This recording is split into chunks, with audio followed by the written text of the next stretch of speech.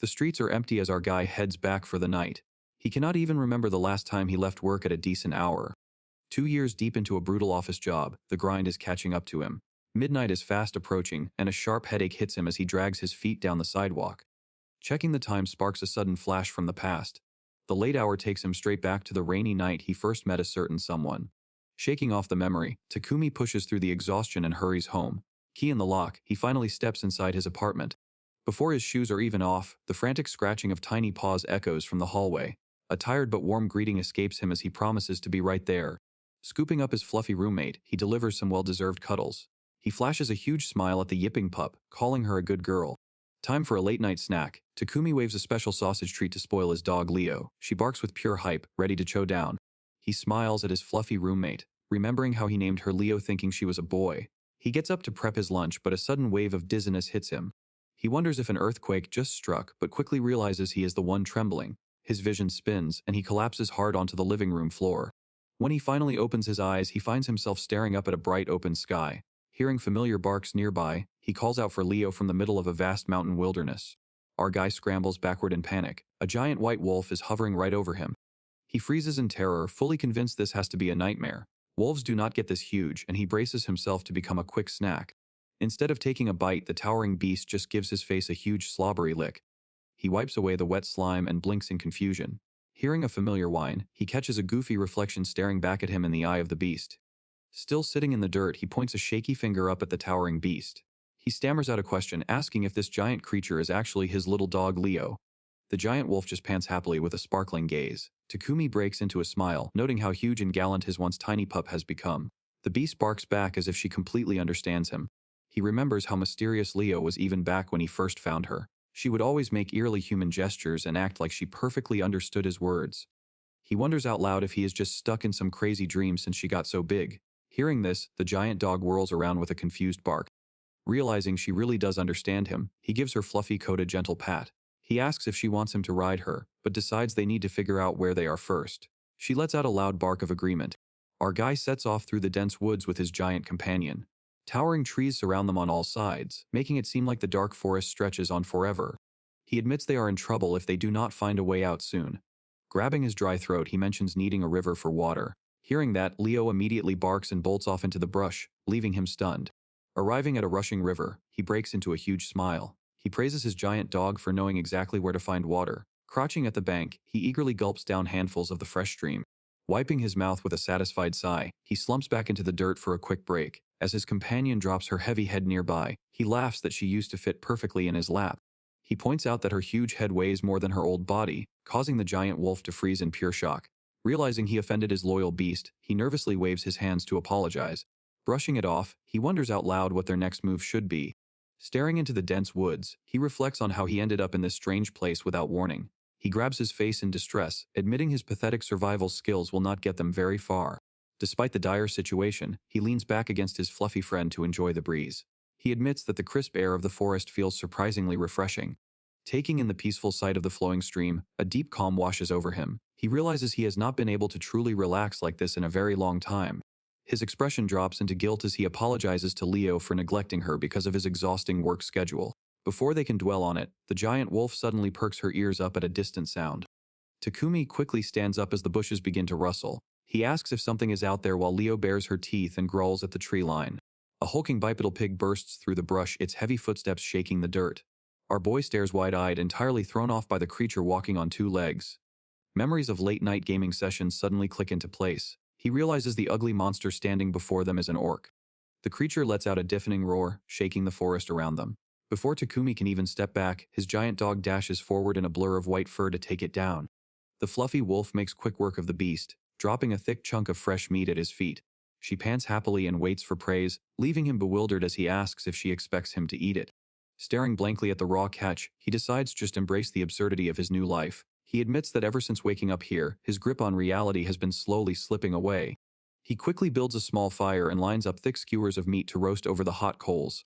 His loyal companion bounces around the crackling flames, eagerly waiting to dig into their makeshift dinner. He takes a hesitant bite of the roasted monster and is shocked to find it tastes exactly like premium pork. He turns to his fluffy companion for directions out of the woods, quickly realizing it is a pretty dumb question to ask a dog. With zero other options, they decide to just follow the flow of a nearby river. They enjoy a peaceful stroll until a faint cry for help suddenly echoes through the trees. Hoping this stranger might be their ticket out of the forest, our boy sprints toward the desperate screams. They push through the brush to find a girl in a fancy dress backed into a corner by another hulking pig monster. Without a second thought, he shouts a command and sends his loyal beast flying toward the enemy. The fluffy beast sinks her teeth into the enemy and easily takes it down. Our boy jogs over out of breath to praise his pet before checking if the stranded girl is okay. She confirms she is unharmed. He just blankly stares at the girl sitting on the ground. She nervously asks if something is wrong, snapping him right out of his trance. He quickly apologizes and helps her to her feet, distracted by how pretty she is. She politely thanks him for saving her life. Then she points at his big dog and asks if the silver Fenrir is his familiar. Both the master and his pet just tilt their heads in confusion. When he asks what a familiar is, the girl explains that they are tamed monsters. He asks her to elaborate on what exactly a monster is, leaving her shocked at his lack of knowledge. Staring blankly, he starts to wonder if he fell asleep while playing a video game. Deciding to just roll with it, he asks her to explain what a silver Fenrir is. She simply points out the giant white wolf standing right behind him. Realizing he needs to act normal, he awkwardly laughs and confirms his buddy is indeed a silver Fenrir. The girl clasps her hands in awe. She admits she never thought such a rare beast could actually be tamed. Wondering what the big deal is, he asks if his companion is really that special. The young woman eagerly explains that they are known as the strongest monsters in the world. Turning back to his dog, he asks if she is really the toughest, and she just gives him a happy bark in response. The stranded girl continues dropping lore about the terrifying monster. She lists off rumors of them moving faster than the wind, spitting fireballs, and shredding anything with their fangs. She even reveals that her country uses a silver Fenrir on their royal crest as a symbol of strength. Right on cue, the mythical beast lets out an adorable bark. Takumi just smiles and introduces the fluffy dog as his partner Leo. The girl demands to know his true identity. He casually claims to be an average guy, prompting her to immediately burst out laughing. She refuses to believe a normal citizen could ever tame a monster like that. She insists he must be a famous figure. He places a hand on his chest and introduces himself as Takumi Haruka. The young woman racks her brain but eventually admits she has no idea who that is. With the interrogation winding down, he politely mentions that he still does not know her name. Realizing her slip in etiquette, she quickly steps back and pinches her dress into a graceful curtsy. With a polite smile, she introduces herself as Claire Libert and thanks our boy for pulling her from the jaws of death. But Takumi is practically speechless, simply staring at her and thinking about how gorgeous she is. He awkwardly scratches his head and asks if he should call her Ms. Libert. Claire flashes a bright smile and insists he just use her first name. Takumi returns the favor, telling her to drop the formalities and just call him by his first name. She tests it out, looking perfectly fine with the casual vibe. Getting down to business, he asks what she was doing out in these woods. Claire explains she wandered too deep looking for medicinal herbs before an orc ambushed her and spooked her horse. Takumi nods along, though the mention of a horse definitely catches him off guard. Claire flips the question back on him. Takumi just leans his head back with a totally drained expression, honestly wondering the exact same thing. He admits the truth, telling her he just woke up in the middle of nowhere with zero idea how he got there. He and his giant dog have just been wandering aimlessly ever since. Claire is stunned by his complete lack of memory. She brings a hand to her chin, trying to puzzle out exactly how he ended up stranded out here. Claire turns to him with a favor to ask. She politely asks if he would mind lending her a hand. Takumi agrees without hesitation, promising to help as long as it is something he can actually do. Her face instantly lights up at his answer. She clasps her hands together and beams at him with a grateful thank you. Getting right to it, she asks for his help tracking down those medicinal herbs. She admits she feels safe from the orcs with him around. Takumi gets straight to work, crouching down in the brush to start the search. He scars the edge of the water for the plant. He mutters the name of the capwort herb to himself while Leo patrols the tree line nearby. Running through the details Claire gave him, he realizes the traits sound exactly like mugwort. Trusting his memory, he knows this kind of plant usually grows right beside a river. But despite their best efforts, the search turns up nothing. Claire mentions she was told it grew near this exact river, though there is no sign of it anywhere. Feeling the strain, Takumi stretches out his back until it pops. He plops down on the ground, deciding it is the perfect time to take a breather. The three of them kick back in the shade to rest up. Just as he settles in, something catches his eye. He looks down in confusion to see a cluster of plants sprouting right out of the dirt at rapid speed. Realizing what it might be, he calls out to Claire. He points at the newly sprouted weed, wondering out loud if it just appeared out of nowhere. Claire and Leo both perk up at his shout. Claire rushes over and leans in close to inspect the leaves. After a quick look, she confirms it is definitely capwort. Takumi gives a relieved smile, glad their search finally paid off. Claire flashes him a grateful look, crediting him for the find. With the herbs safely gathered up, she turns back to thank him one more time. Takumi just waves his hands modestly, telling her it was no big deal. The mood shifts as Claire realizes she still has a problem. She mentions needing to get back, but her horse is long gone. Before Takumi can offer a solution, Leo lets out a sharp bark to get their attention. The giant dog drops down into a sitting position right in front of them. Catching on to the hint, Takumi asks if she wants them to ride on her back.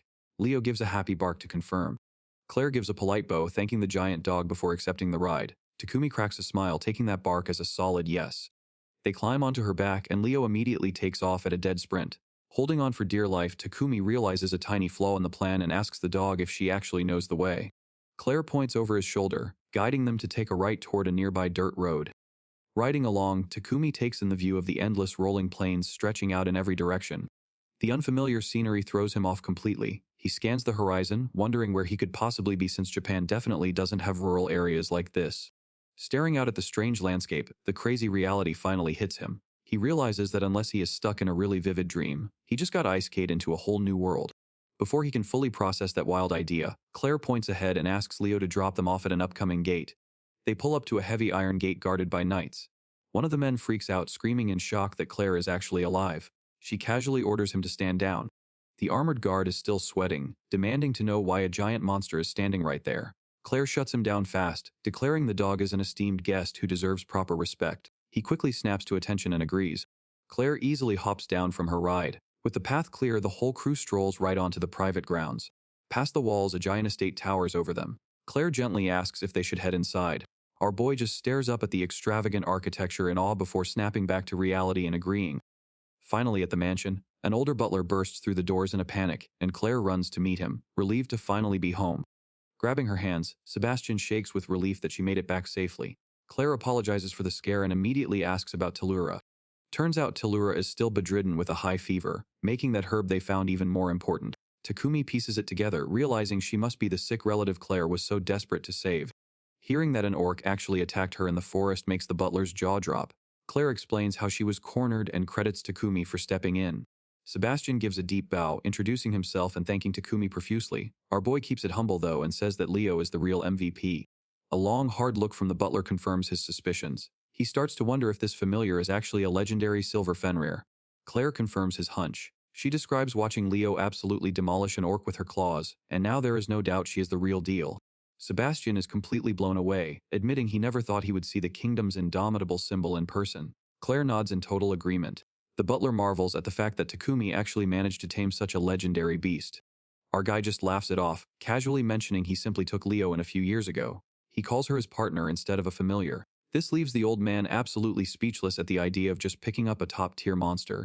Claire chimes in with genuine concern. She points out that these beasts fiercely guard their packs, making it almost impossible to just take a pup without dealing with some very angry parents. Takumi blinks in surprise, completely unaware of the intense monster lore. He thinks back to his old world, remembering how he found Leo as a tiny abandoned puppy in a cardboard box on the side of the road. The butler stares intensely into the young man's eyes. He seriously wonders who this mysterious stranger really is.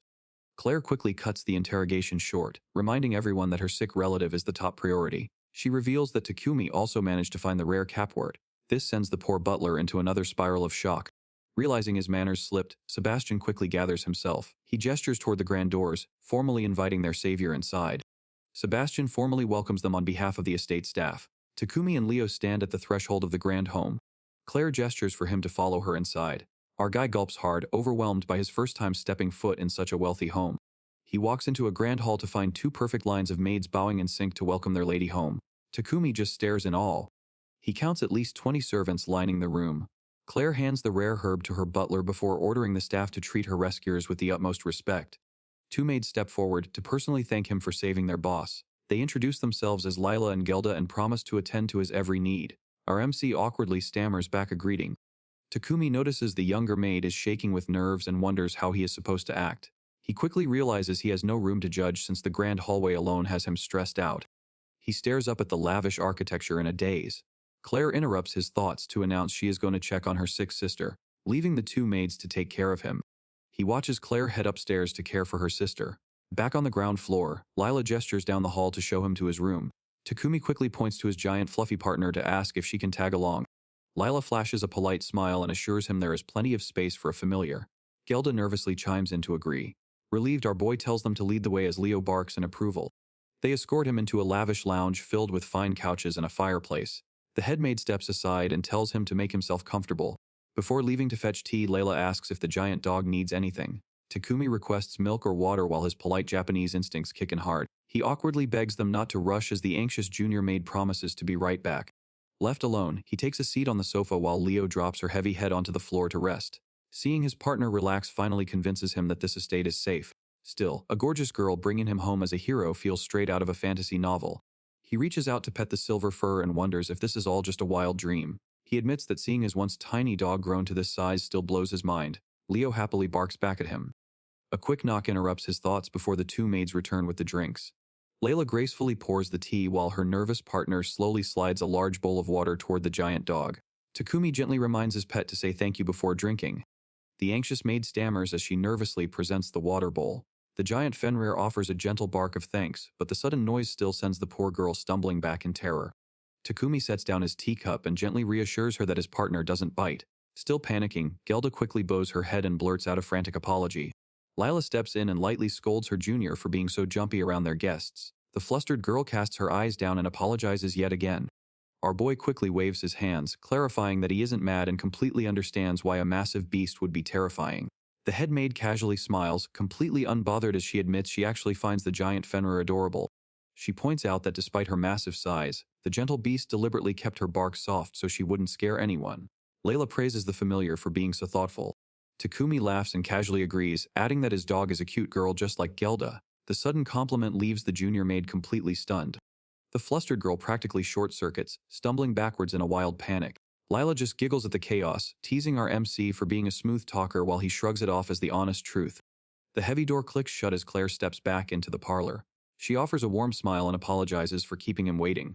As fresh tea is poured, Takumi asks about her sister's current health.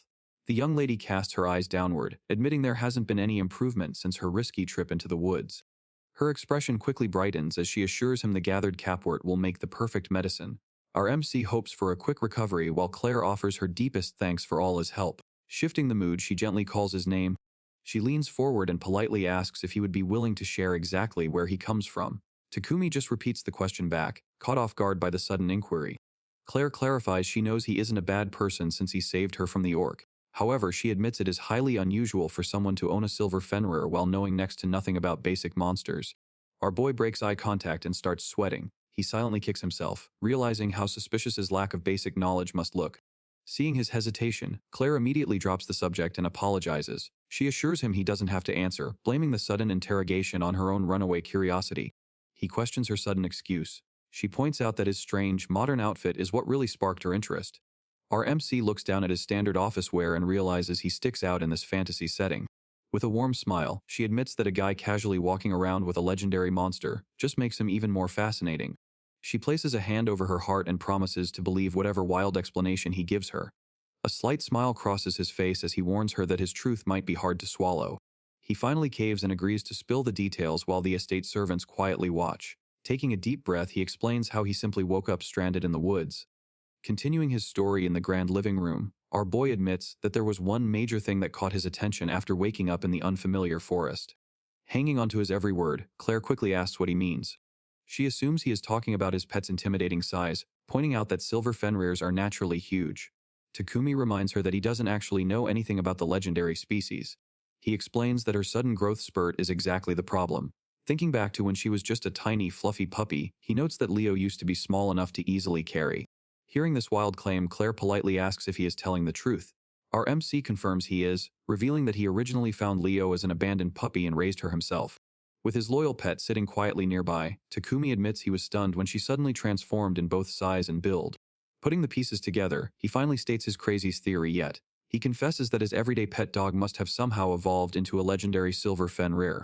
Claire admits she has never heard of a normal animal transforming into a legendary beast. Our boy nervously presses on, warning her that his next point is going to be even crazier. Bracing himself, he drops the bombshell that he was most likely Isekai'd. Unfamiliar with the strange word, she repeats it in pure confusion. He bluntly explains that he comes from an entirely different reality where monsters like orcs only exist in fiction. Laughing off the tension, he admits he isn't expecting her to believe him right away. Taking a calm sip of his tea, He mentions that stories about people being transported to new worlds are incredibly common back home. He adds that those stranded heroes are almost always granted some kind of special power upon arrival. Gently petting his giant companion, he suggests that Leo evolving was the special power he received. He theorizes that crossing into this new reality is exactly what caused his tiny pup to become a legendary beast. Having quietly listened to the wild explanation, Sebastian steps forward to address the situation. Claire turns her full attention to her trusted butler. She firmly states that Takumi has already proven himself trustworthy, choosing to believe his every word without hesitation. Accepting her confident ruling, Sebastian respectfully bows his head in quiet agreement. Yielding to her judgment, Sebastian notes that Claire has an excellent eye for character. The two maids quickly chime in to agree, officially putting the matter to rest. Breathing a heavy sigh of relief, Takumi sincerely thanks his host for trusting him. With his wild background story finally accepted, the conversation shifts toward his next steps. Pointing out that he has nowhere else to go, Claire kindly invites him to stay at the estate. Taken aback by her generosity, Takumi asks if she is truly sure. She nods with a warm smile, mentioning that Tilura will definitely want to thank him personally. Humbly bowing his head, he gratefully accepts her generous offer. Wasting no time, Claire immediately orders her trusted staff to prepare a guest room. Feeling a bit awkward about the royal treatment, our boy nervously apologizes for causing so much trouble. Changing the subject, Takumi asks if the medicine is ready yet. Claire explains that the capwort must be properly dried first, meaning it will not be usable until midday tomorrow. He quickly asks if they managed to gather enough herbs, but she assures him that a single stalk is more than enough to cure the disease. As Claire notes that using all 5 stalks would be excessive, Leo leans in to give the herbs a curious sniff.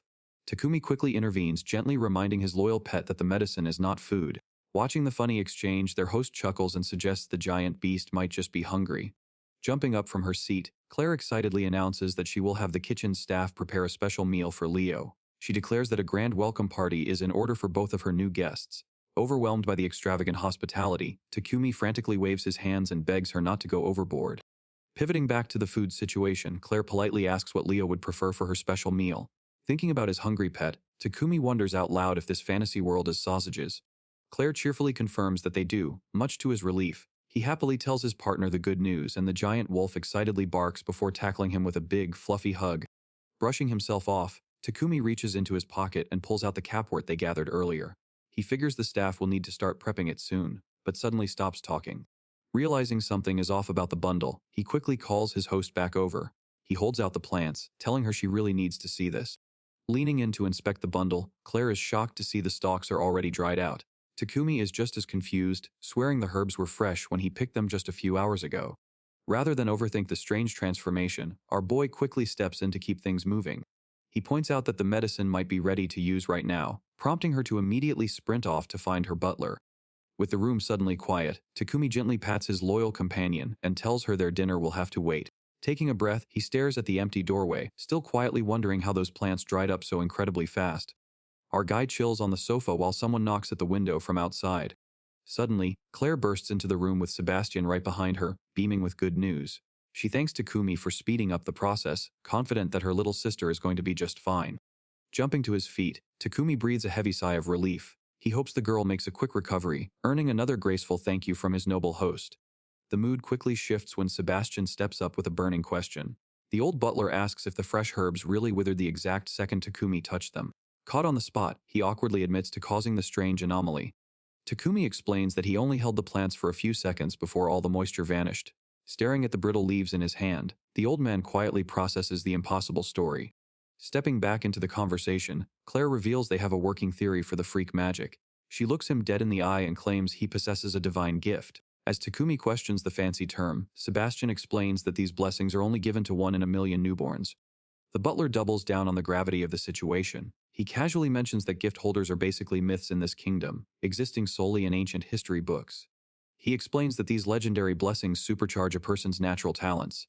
Whether it is forging an unbreakable sword or casting incredibly powerful spells, a gift puts you in a league of your own. Hearing the word magic sends a jolt through our guy. Sebastian points out that a spell meant solely for drying plants is unheard of, making it highly likely that Takumi possesses a unique gift. Connecting the dots, Claire eagerly jumps into the conversation. She brings up the Isekai stories he shared earlier and wonders if he was granted a special power the moment he arrived in this world. She admits that a strictly plant-drying power seems a bit bizarre. Instead, she guesses that he might just be scratching the surface of his true abilities, leaving the old butler curious about his actual potential. Grabbing his hands, the noble girl excitedly suggests using a magic item designed to analyze a person's gift. Startled by the sudden contact, he nervously agrees to give the convenient tool a try. Before they can test anything out, a loud bark from the giant wolf reminds everyone that it is dinner time. The butler offers to have a meal brought to the room, and both humans happily admit that they are starving. Sometime later, the maids arrive to clear the empty dinner plates. Relaxing on the sofa, Takumi compliments the incredible food while the butler promises to pass his praises along to the chefs. With dinner out of the way, Claire sips her tea and politely invites him to ask about anything he doesn't understand. Taking her up on the offer, he brings up the magic she mentioned earlier. When he casually mentions that his homeworld has zero magic, the entire room freezes in shock. Setting her cup down, the noble girl tries to wrap her head around a reality where spells are just fairy tales. She turns to her trusted butler and asks him to give their guest a crash course on the local magic system. Seeing the old man's face light up, our boy realizes he just triggered an enthusiastic lore dump. Stepping into teacher mode, Sebastian explains that magic is fueled by the mana naturally flowing through every living creature.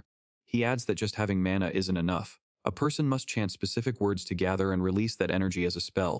Sebastian continues his crash course, breaking down the basic elements of fire, water, wind, and earth. He explains that spell power depends heavily on chant length, noting that ancient, large-scale spells once required non-stop chanting for an entire day and night.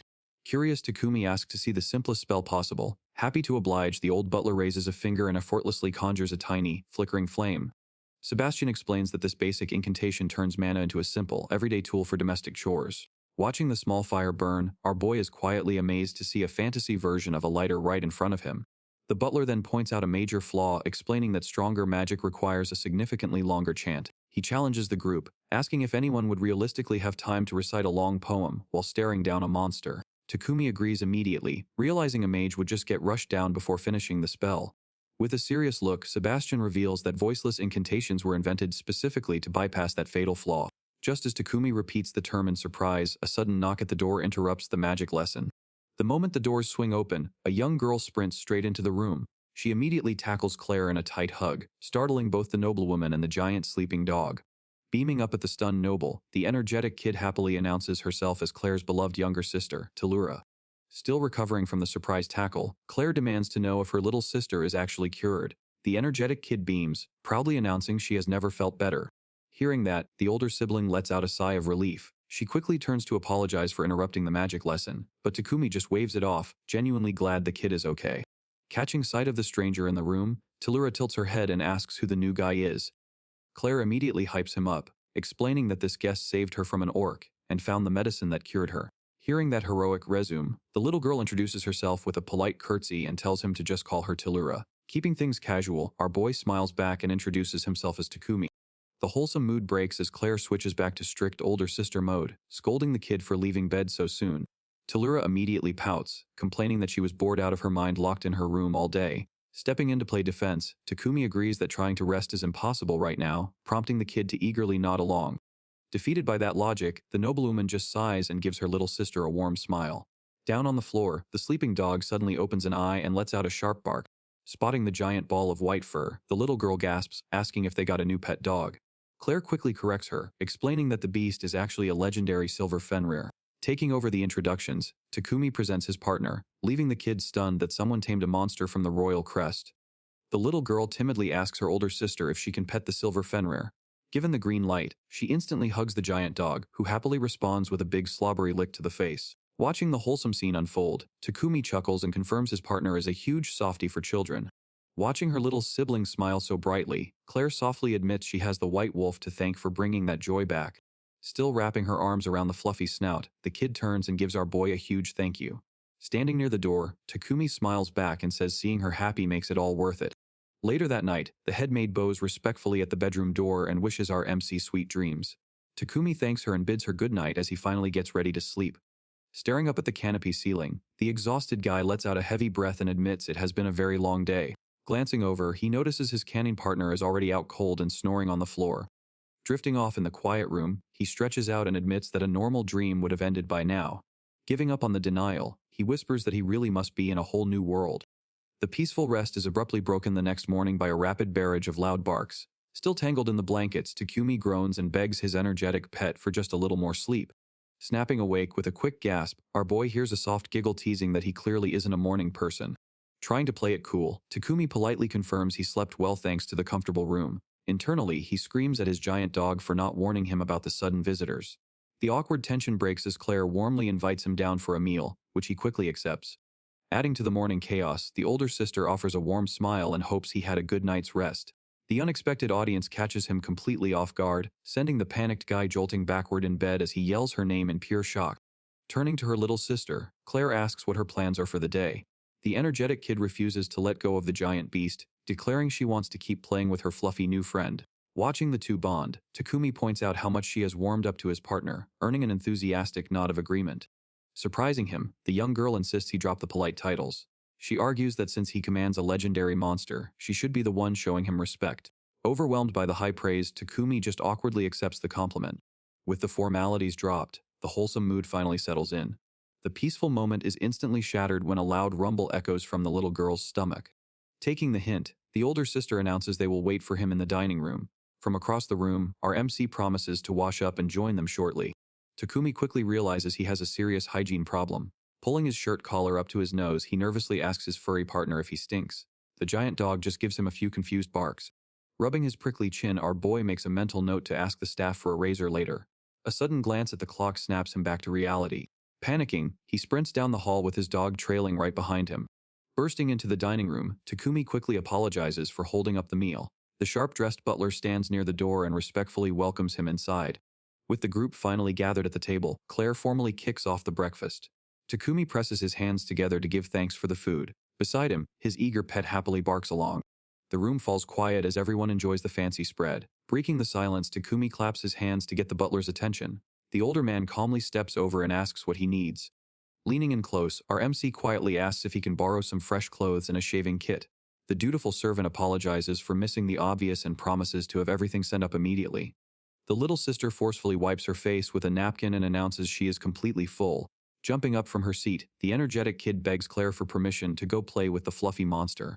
Takumi smiles and points out that his giant dog just finished eating too. Right on cue, the fluffy beast lets out a bark of agreement. He turns to the older sister and asks if she minds the kid playing with his pet. With a soft smile, Claire agrees and suggests they head out to the garden. Overjoyed, the little girl leaps into the air with a loud cheer. Our boy asks if they can watch over his partner while he runs back to his room. Claire happily accepts, but respectfully asks the giant beast for permission first. Giving her approval, the fluffy canine lets out a cheerful howl. Claire politely hopes he can join them soon. Promising to be quick, our MC excuses himself while the energetic kid leads his partner away. Making his way back, he walks alone down the long hallway of the estate. Back in his bedroom, he finds the head maid already waiting for him. She respectfully presents him with a fresh set of clothes. Grateful for the fast service, he warmly thanks her.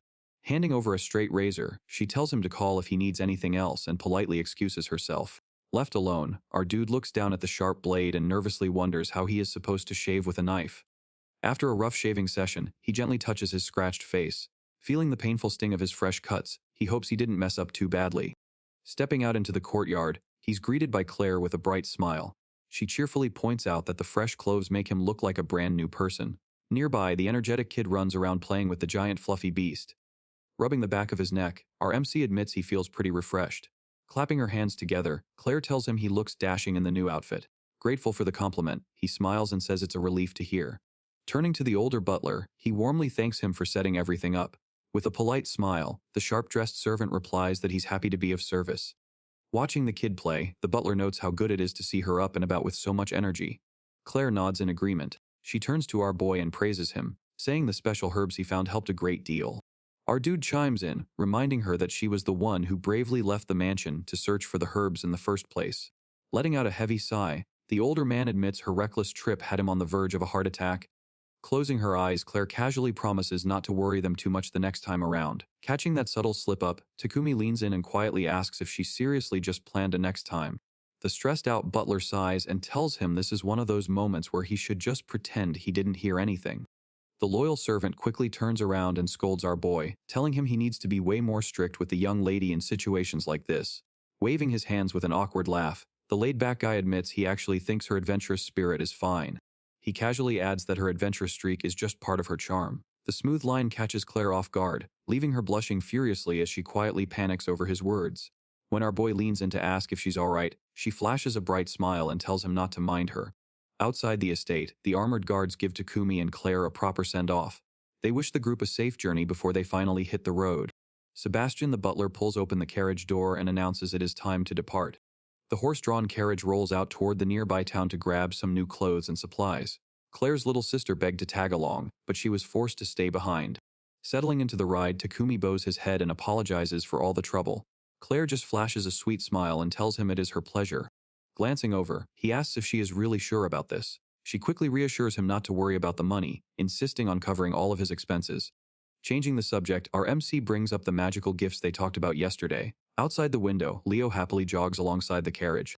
Claire figures he has some questions about how it all works. He admits he is just wondering if they can analyze his own gift once they reach the town. The sharp-dressed butler assures him they can look into it right after grabbing his supplies. He promises to guide him to the right place. Claire playfully points out that he heard the man, and Takumi just agrees. Still curious, Takumi asks what exactly a gift even is. The butler explains that while they know gifts are special abilities, no one really understands why certain people are born with them.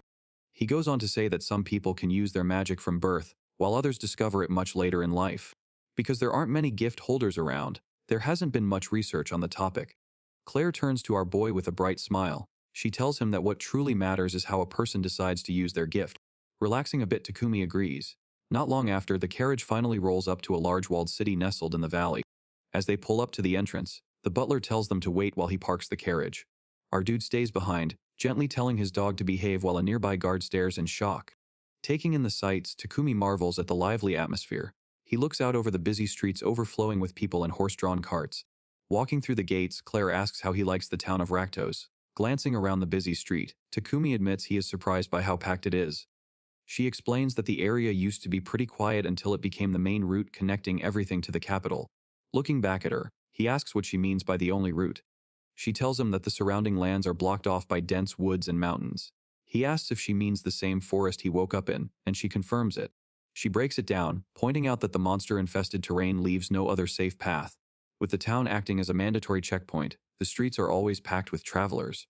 Rejoining the group, the butler apologizes for the wait and suggests they start shopping for supplies. He leads them down the street, presenting the bustling market at the center of town.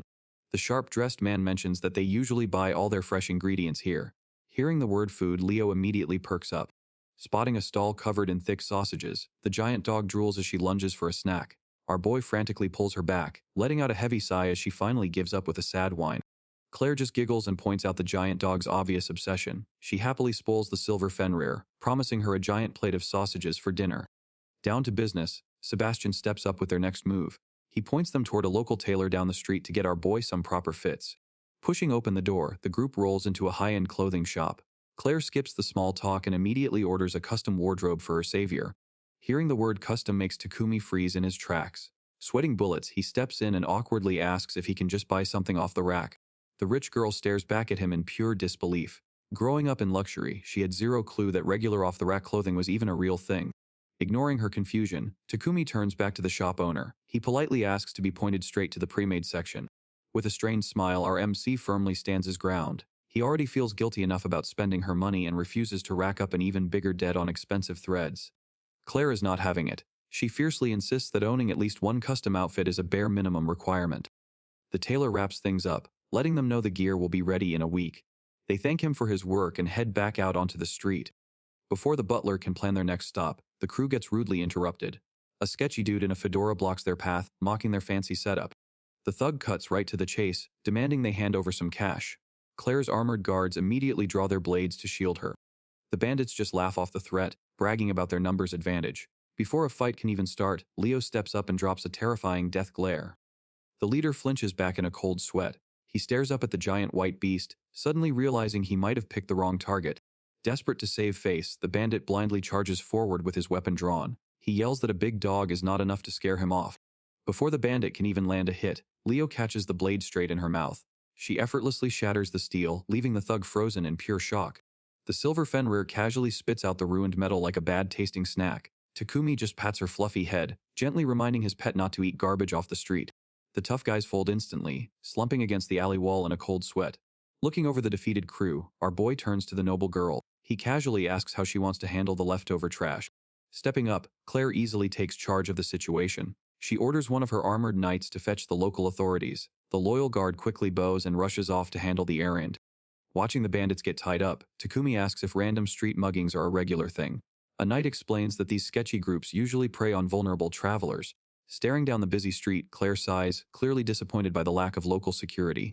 Even while tied up, the fedora-wearing leader refuses to back down. He starts screaming empty threats and promises of revenge. That tough guy act vanishes the second Leo locks eyes with him, silently daring the thug to keep talking.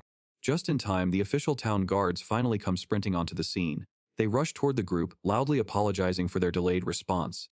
The guards quickly take custody of the robbers and apologize to the young noble for dropping the ball on security. Claire keeps it classy and just thanks them for stepping up. With the drama finally over, Claire breathes a huge sigh of relief. She immediately apologizes for using the giant beast to scare the thugs, but Takumi just shrugs it off since the big fluffball jumped into the fight on her own. Now that the street trash is cleared out, Sebastian calmly steps up. The sharply dressed butler smiles and asks if they can finally get back to their shopping trip. Before they can even walk away, a new girl calls out to the group. Looking a little nervous, she politely asks if she can borrow a quick second of their time. Stopping in her tracks, a young woman flags down the crew. She points at the giant dog and asks if it's his familiar. She then turns to the young noble to verify if she's the famous Lady Claire. Our boy casually corrects her, calling the big fluffball his partner instead. Stepping forward, Claire confirms her identity and asks if something is the matter. Realizing exactly who she's talking to, the townswoman drops to the dirt to show her respect. Not wanting to make a scene, Claire quickly tells her to stand back up since this isn't an official visit. Takumi is caught off guard until he looks around and sees the entire street has dropped to their knees. Moving past the awkward moment, the girl asks if the beast is what she thinks it is. Getting a quick okay from Takumi, Claire steps up to explain. Before answering, the rich girl politely asks for the townswoman's name. Introducing herself as Emeralda, she locks eyes with the giant dog. She points out the beast's huge size, shiny coat, and the fact that she just shattered a metal sword with her teeth. Putting the clues together, she takes a wild guess that this fluffy monster is actually a legendary silver Fenrir. With a polite nod, Claire casually confirms the wild guess. She quickly assures the terrified crowd that they have absolutely nothing to fear from her furry companion. Still trembling, Emeralda asks if the young noble truly means it. Stepping up from behind the giant beast, Takumi chimes in and promises the girl that Leo is just a gentle soul at heart. Not fully convinced, the nervous townswoman points out that silver Fenrirs are supposed to be the fiercest creatures in the world. Wanting to prove a point, Takumi casually orders his giant dog to lay down. Hearing the command, the huge fluffball happily drops to the dirt with a playful bark. Petting his loyal partner on the head, our boy promises that Leo won't hurt a fly. Backing him up, Claire points out that the beast has been strolling through town all day without causing a single issue. Remembering the earlier chaos, Takumi quietly notes that the town guards did leave the scene without even giving them a warning. Popping up out of nowhere, Sebastian leans in and whispers that he was the one who personally talked the armed men down. Sweating a little at the terrifying butler, our boy decides to just let that slide. Moving past the awkward moment, Takumi waves the nervous townswoman over and invites her to get a closer look. Caught off guard, Emeralda stammers and hesitates to approach the giant beast. Standing right beside her, our dude gently reassures the girl that the fluffball isn't nearly as scary as she looks. Taking a deep breath, Emeralda slowly inches her way toward the legendary monster. Reaching out a trembling hand, Emeralda finally strokes the beast's thick coat. Her fears melt away as she realizes how soft and calm the giant fluffball actually is. Takumi smiles and agrees that Leo gives the best hugs. Stepping in to help clear the air, Claire points out that the legendary monster is currently a welcomed guest at her own private estate. Hearing that a noble trusts the beast enough to house her, the nervous townswoman quickly bows to show her respect. Waving off the apology, our boy tells her not to sweat the small stuff. Backing him up, Leo lets out a happy little bark to show there are no hard feelings. Seeing how harmless the fluffball really is, the rest of the nervous crowd slowly inches closer. A brave guy from the back steps up and asks if they can get in on the petting action too. The sudden request leaves Takumi caught off guard. Before he can even process the request, the entire street swarms his loyal partner for a chance to feel her legendary fur. It takes quite a while for the large crowd to finally clear out.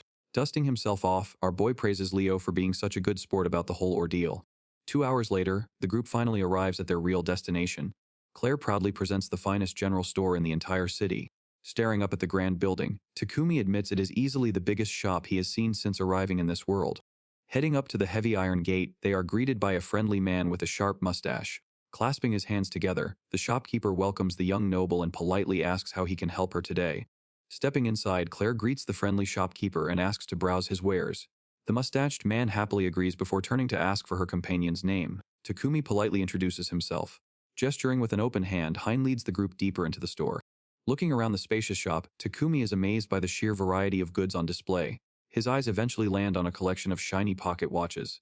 Leaning in for a closer look, he notices that none of the clocks have minute or second hands. Confused by the strange design, he pulls the young noble aside. Looking over his shoulder, he quietly asks the girl a quick question. Listening to her explanation, the former salaryman learns that the entire concept of minutes and seconds simply doesn't exist here. He points at the display to make sure he is understanding her correctly. Staring down at the strange pocket watch, he realizes the face has 14 numbers instead of 12. With the hand cycling twice, he deduces that a full day in this world actually lasts 28 hours. The unexpected time difference catches him off guard. Lost in thought, Takumi starts to wonder if this entire planet just rotates at a slower speed. Before he can spiral down the rabbit hole, the friendly shopkeeper steps up and asks if anything caught his eye. Snap back to reality, our boy quickly turns around. Seeing his interest, the shopkeeper casually suggests picking up a pocket watch and a table clock. Without missing a beat, Claire happily steps in and agrees to buy both items. Touched by her generosity, he quickly thanks the young noble. The friendly shopkeeper asks if that will be all for today. Taking a moment to think, Takumi decides to browse the store for a bit longer. Suddenly, a familiar voice chimes in to remind the young man to only shop for essentials. Stepping up right behind him, Sebastian politely asks if anything caught his eye. Checking out a shiny display case, Takumi admits a few accessories stood out to him. He explains they would make perfect gifts for Claire and her little sister. Hearing the thoughtful idea, the older butler claps his hands together with excitement. Unfortunately, our boy quickly shoots down his own plan since his wallet is completely empty. Feeling a bit defeated, Takumi admits he will just have to hold off on buying the gifts for now. Pausing for a moment, the sharply dressed butler suddenly comes up with a brilliant idea. He cheerfully suggests using the reward money earned from saving his young lady to pay for the jewelry. With a warm smile, Sebastian reveals that paying for the shopping trip was actually the original plan for his reward. The sudden revelation catches the former salaryman off guard. Even with the generous offer, Takumi admits it feels weird accepting the money since his giant dog did all the heavy lifting during the rescue. Still feeling indebted, he quietly vows to pay the kind family back someday. With their shopping finally done, the heavy door chimes as the group heads outside. From inside the grand store, the friendly shopkeeper cheerfully thanks them for their patronage. Carrying his new purchases, Takumi realizes they spent a large chunk of the day wandering around town. He casually points out that his giant dog was a bit too popular with the locals. Walking alongside them, Sebastian agrees and estimates they won't make it back to the estate until sundown. Suddenly stopping in his tracks, the young man remembers something important. Looking back at the group, he asks if they were also supposed to get his mysterious gift analyzed. Hearing the reminder, Claire awkwardly admits the entire plan slipped her mind. Stepping up, the older butler notes they still have enough time to visit the appraisal building. Feeling a bit nervous about testing his unknown abilities, Takumi swallows hard and agrees to the detour. After cutting through an alley, the group finally arrives at the appraisal building. The shady establishment is marked with a black plaque and a bright white pentagram. Staring at the creepy setup, Takumi admits the place gives him some serious bad vibes. Stepping inside the dimly lit shop, they call out to see if anyone is around. A heavy beaded curtain suddenly rustles, and a raspy voice chides them for keeping an old lady waiting. The curtain pulls back to reveal an older woman named Isabel, who greets the group with a warm smile. Claire steps forward and respectfully apologizes for their delay, explaining they ran into a little incident earlier. Waving off the apology, the appraiser says it is just a delight to see the young noblewoman again. Shifting her gaze, Isabel focuses her sharp eyes on our MC. She correctly assumes he is the young man looking for a mana analysis. Hearing the unfamiliar term, Takumi remembers Claire mentioning that checking his mana pool would help figure out his mysterious gift. Politely introducing himself, our boy steps up to the counter. The old lady slides a clear crystal ball forward and tells him not to be shy. She instructs him to set his heavy bags aside and place his hand directly on the glass. Following her instructions, he presses his palm against the crystal. The orb immediately responds, glowing brightly and flickering with magical energy as the rest of the group watches closely. Isabel observes the flashing light with keen interest. Looking up with a satisfied smile, the old lady announces she has a solid read on his energy. She tells our dude that his mana pool is definitely not lacking in size. Impressed by the reading, she adds that with some hard training, he could become a pretty serious magic caster. The appraiser leans in closer with a knowing smirk. You are a gift holder, are you not? The old woman explains his unique ability is called herb cultivation. She tells him it allows him to grow weeds and medicinal plants just as the name suggests. Hearing the exact phrase, our dude quietly repeats it to himself. Stepping into the conversation, Claire asks for more details on how the magic actually functions. The appraiser smoothly answers that he can basically spawn any kind of plant as long as it is not an agricultural crop. Piecing the puzzle together, the young noblewoman asks if medicinal plants count under the restriction. The old lady confirms it should work flawlessly as long as the herb is spawned in its natural environment. Realizing what this means, Claire wonders out loud if this explains their earlier Capward encounter. Recalling their time in the woods, Claire explains how they searched everywhere for the rare plant with zero luck until Takumi randomly found one in the dirt. The appraiser asks if she thinks his magic triggered the sudden spawn. Nodding her head, the noblewoman admits that is exactly what she suspects. Our boy suddenly remembers a pretty crucial detail he left out of the story. He recalls how the rare herb magically sprouted out of the soil right between his fingers the exact second he tried picturing it in his head. Listening to the full story, the appraiser notes that the event perfectly matches her magical reading. Smiling warmly, she praises the young man for having such a useful and unique talent. Clapping her hands, Claire suddenly remembers the capwort they harvested was magically dried out. The appraiser nods in agreement, confirming the herb withered the second it was picked. Hearing this, our boy just stares in shock. The old woman explains that altering a plant's physical state is just another perk of his crazy new power. Realizing she had actively wished for a dried herb back in the woods, Claire gasps at the revelation. With all the pieces finally in place, Isabel considers the mystery solved. Staring down at the dried leaves on the glass dish, Takumi mentally reviews his new skill set. He honestly cannot decide if instantly growing wild plants is a top-tier survival hack or just a wildly specific gardening trick. Bowing their heads, the duo respectfully thanks the appraiser for her time. Waving off the praise, the old woman looks directly at our MC and offers one final piece of guidance. Pointing a firm finger across the crystal ball, she warns him that a magical gift is entirely dependent on its wielder. She tells the young man to think very carefully about how he applies his new power going forward. Taking her words to heart, he promises to be smart about his abilities. He silently vows to figure out the true limits of his herb cultivation before making any reckless moves. Later that night, the squad finally arrives back at the grand estate where the head maid warmly welcomes them inside. After confirming dinner is prepped, Claire instructs her guests to drop off their heavy bags and join her in the dining hall. Eager for a good meal, the giant fluffy beast barks in approval. Back in his guest room, our MC finally gets a moment to breathe. Exhausted from his wild first day in a fantasy world, he starts unbuttoning his vest while his giant furry partner lets out a sleepy howl. Giving her a gentle pat on the nose, he praises the massive beast for her perfect behavior in town.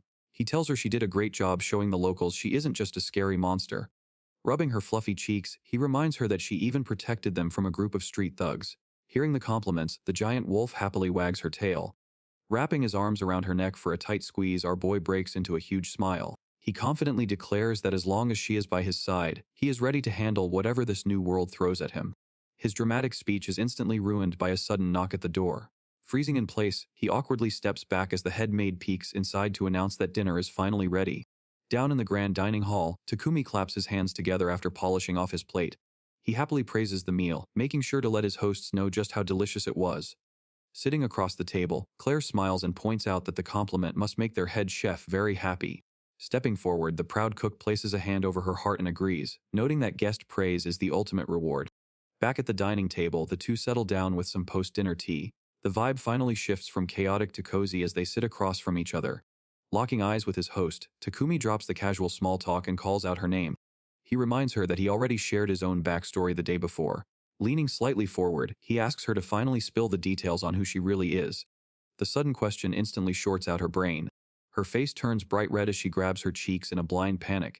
Stuttering over her words, she asks what kind of personal details he is trying to uncover. Realizing she took that way too romantically, our boy awkwardly scrambles to clarify. He quickly points out the grand estate and asks why the local townsfolk treat her like royalty. He admits it feels unfair to be left in the dark about his new friend. Letting out a heavy sigh of relief, Claire laughs off her own misunderstanding. Getting back to business, she confirms he wants to know why she and her little sister live out here alone. Closing her eyes, she bluntly states they moved to the villa to isolate themselves from their father. Hearing that dramatic family lore drop, Takumi silently notes how intense that sounds. She admits her dad loves them, but his obsession with setting up arranged marriages became a daily nightmare. Every conversation they had somehow spiraled right back to potential suitors. The word suitors catches our boy entirely off guard. Sitting across the table, Claire groans as she recalls having to reject 5 different men in a single afternoon. Sweating nervously, Takumi realizes her dad sounds genuinely unhinged. Throwing a tantrum, little Tilura yells that their crazy old man even tried to force marriage candidates on her when she is only 10 years old. That horrifying detail leaves our MC speechless. Dropping her gaze, Claire admits they packed their bags and fled the main estate just to escape the madness. Nodding along, Takumi sympathizes with how exhausting that toxic environment must have been. That little bit of validation instantly sets Claire off as she slams her hands on the table and launches into a furious tirade. For the next half hour, the usually polite noble ruthlessly tears into her father while her household staff awkwardly smiles in the background. Finally catching her breath, she clears her throat and awkwardly apologizes for losing her temper. Hoping to get the conversation back on track, Takumi brings up the wild reactions they got back in the city. He points out that everyone in the streets practically worshipped the ground she walked on. He notes that even the heavily armed town guards immediately snapped to attention the second they saw her face. Looking dead serious, she finally drops the bombshell that her family is officially recognized as a royal line of dukes. She calmly explains that her overbearing father actually rules over the entire surrounding territory. Hearing that he just spent the last 2 days treating the region's top noble like a casual buddy, our boy instantly drops into a panicked bow. He scrambles to apologize for his lack of manners and switches to ultra-formal language. Watching her cool savior suddenly act like a humble servant causes Claire to jump out of her seat in a total fluster as she begs him to stop. Takumi stares blankly as he mentally reviews the kingdom's nobility hierarchy. Realizing that dukes sit directly below the royal family itself, the sheer scale of her authority finally hits him. Waving her hands, Claire insists he go back to treating her casually. She smiles and asks him to talk to her exactly like he does with her little sister. Stepping up to the table, Sebastian calmly points out that owning a legendary silver Fenrir actually makes Takumi the highest-ranking person in the room. Hearing that he technically outranks a duke leaves our boy completely stunned. He glances at the butler to make sure this is actually okay. Sebastian simply closes his eyes and agrees to follow his lady's wishes. Reaching onto the table, Claire pops open a small wooden box and brings up their first conversation about the royal crest. She slides the box forward to reveal her own family crest. She explains that the Libert House uses an aggressive silver Fenrir bearing its fangs as their official symbol. Side by side, she compares their vicious crest to the neutral posture of the royal family's symbol. She casually notes that their feral wolf represents the Libert family's ability to crush anyone who stands in their way. Leaning back, she dives into the ancient lore of her bloodline. She reveals that a wild silver Fenrir actually helped her ancestors win countless wars and earn their noble title. She proudly declares that this is exactly why the Libert family has spent generations honoring the legendary beasts. Gesturing to her sleeping familiar, the young noble points out why the entire town lost their minds when he casually strolled in with a mythical beast. Our boy nods along as the sheer scale of the situation finally clicks. Meanwhile, her little sister playfully slides off the giant dog, admitting she just can't see their fluffy friend as some vicious war monster. Before the conversation can continue, the old butler subtly steps up and whispers something in Takumi's ear. Gesturing toward the hall, Sebastian politely asks for a private moment away from the table. Leaning in close, the older man quietly asks if he has the special items prepared. Takumi stares blankly for a second before his eyes go wide with sudden realization. Scrambling back to the table, our MC nervously shoves 2 wrapped boxes toward the girls while stammering through a messy explanation. After the butler quietly scolds him to speak up, Takumi takes a deep breath and firmly offers the gifts as a genuine thank you for taking him in. Ripping the paper off her box, the little sister completely lights up. She lifts out a delicate silver necklace featuring a tiny wolf charm, immediately cheering that it looks exactly like their giant pet. Turning to the older sister, Takumi hands over the second box while promising to try and drop the formal manners. Lifting the lid, the young noble blushes furiously as she stares down at a beautifully crafted flower hairpiece. Claire clutches the gift to her chest and promises to wait for the day he finally drops the polite act. Our boy just scratches his cheek with a relieved smile, glad she actually likes it. Wasting no time, the young noble turns and immediately calls her head maid over to help her put it on. With the flower piece perfectly pinned in her hair, Claire leans in to ask how it looks. Takumi flashes a bright smile and smoothly tells her the accessory only makes her look even more beautiful. Hearing him say that out loud completely short-circuits the young noble as she furiously blushes, while the old butler just watches the wholesome scene with a satisfied grin. Stepping out into the courtyard, Takumi flips through a heavy book packed with details on local medicinal plants. Finding a solid candidate, he decides to give it a shot. Jumping back 30 minutes, our boy meets up with Claire inside the mansion and politely asks if he can borrow the garden. Assuming he just wants more space to play with his giant dog, she smiles, but Takumi quickly corrects her. He explains that he actually wants to test out his unique gift, catching the young noble off guard. Staring down at his empty hand, our MC admits he wants to figure out exactly what kinds of useful plants his herb cultivation skill can create. Happy to support his training, Claire immediately grants him full access to the space and calls her butler over to help. Grateful for the green light, Takumi quickly asks if the estate has any reference books he can borrow.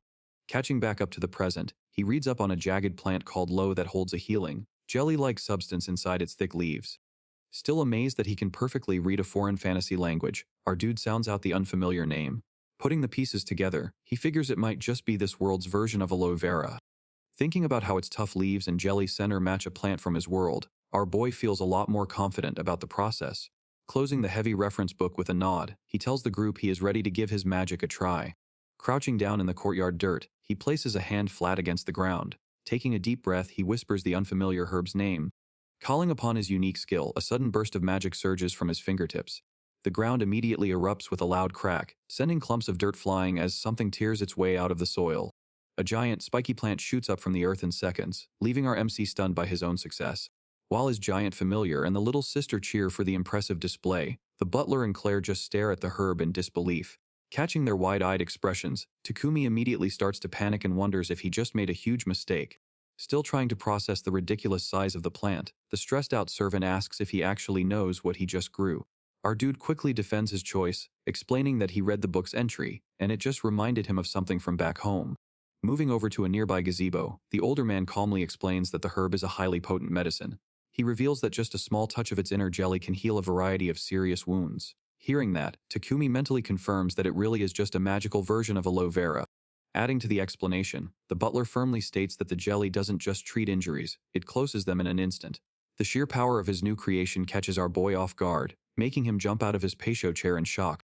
Continuing his breakdown, the older man notes that while it cannot cure fatal wounds, the jelly is potent enough to flawlessly heal a bone-deep gash. Realizing it is way more powerful than simple aloe vera, Takumi listens closely as the servant explains that the plant's extreme rarity gives it a hefty price tag. He nods in understanding as the butler admits they are grateful for the medicine. The older man confesses that the estate does not keep herbs in stock, making this sudden harvest far better than they ever expected. Catching on to the financial potential, the young man curiously asks exactly how much his spiky plant might be worth. Stroking his chin, the butler casually estimates that the 10 thick leaves could easily buy a house. The ridiculous valuation shatters Takumi's composure, sending him falling to his knees in pure shock. Still shaking, he asks if he could realistically open a shop, which the older man readily confirms.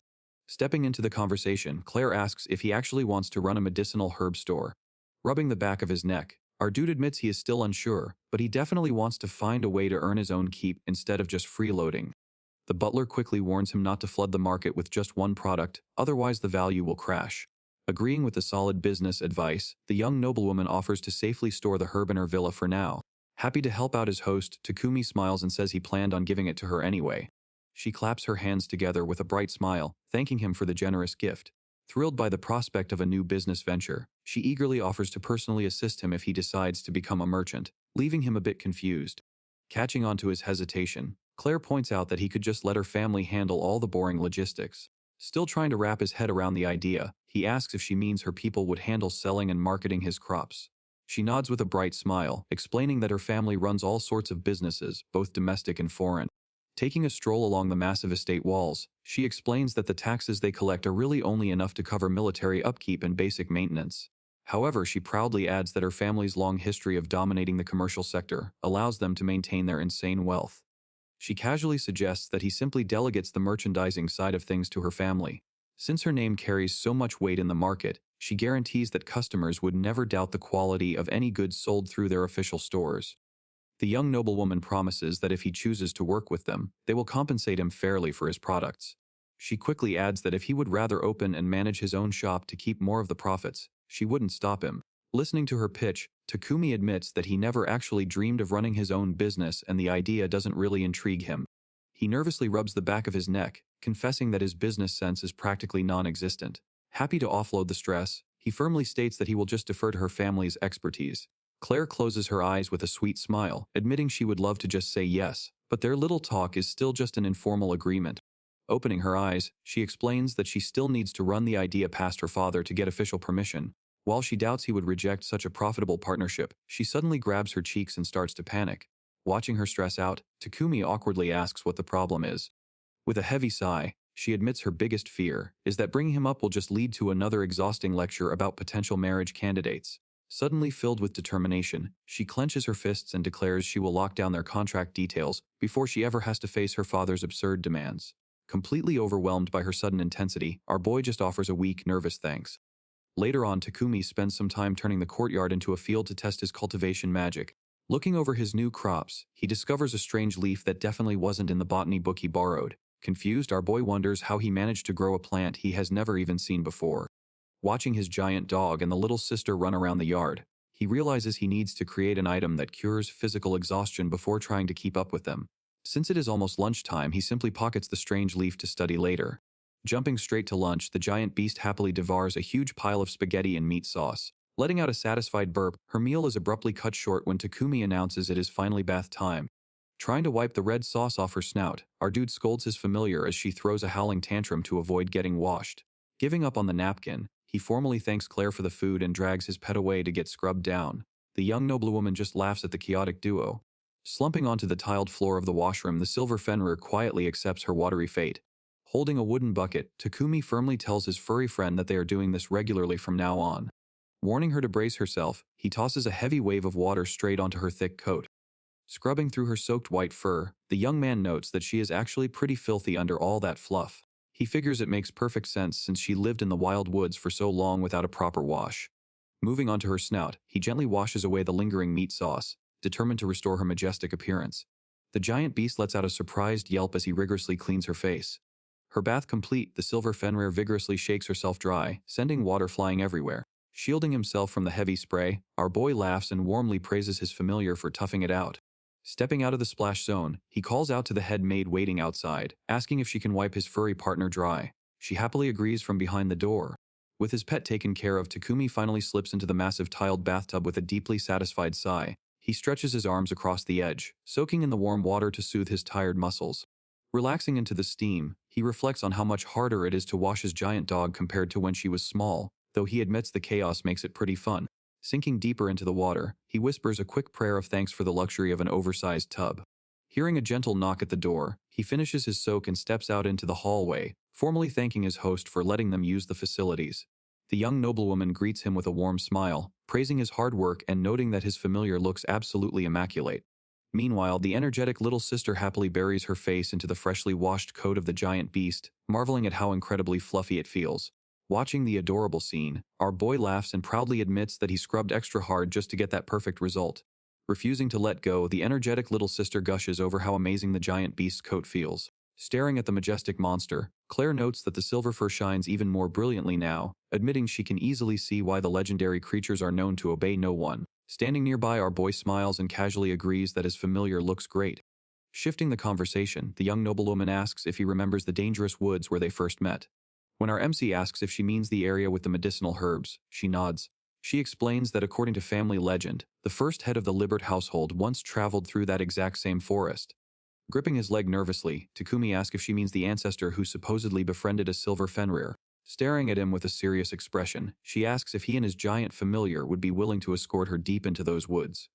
Caught completely off guard by the reckless request, our boy just stares at her in shock. Behind them, the loyal butler and maids instantly start panicking over the idea of their lady entering the dangerous woods. Completely ignoring her stressed-out staff, Claire turns toward the tree line. She casually explains that the first head of her family supposedly met his legendary familiar deep inside those exact same woods. Curious about the lore, Takumi asks how a normal human actually managed to befriend such a powerful beast. Glancing back over her shoulder, the young lady admits that part of the story remains a complete mystery. Diving into the local legend, she explains that there are no records of how her ancestor ended up surrounded by a pack of wild Fenrirs. All the old stories say is that a massive silver Fenrir suddenly appeared out of nowhere to save his life.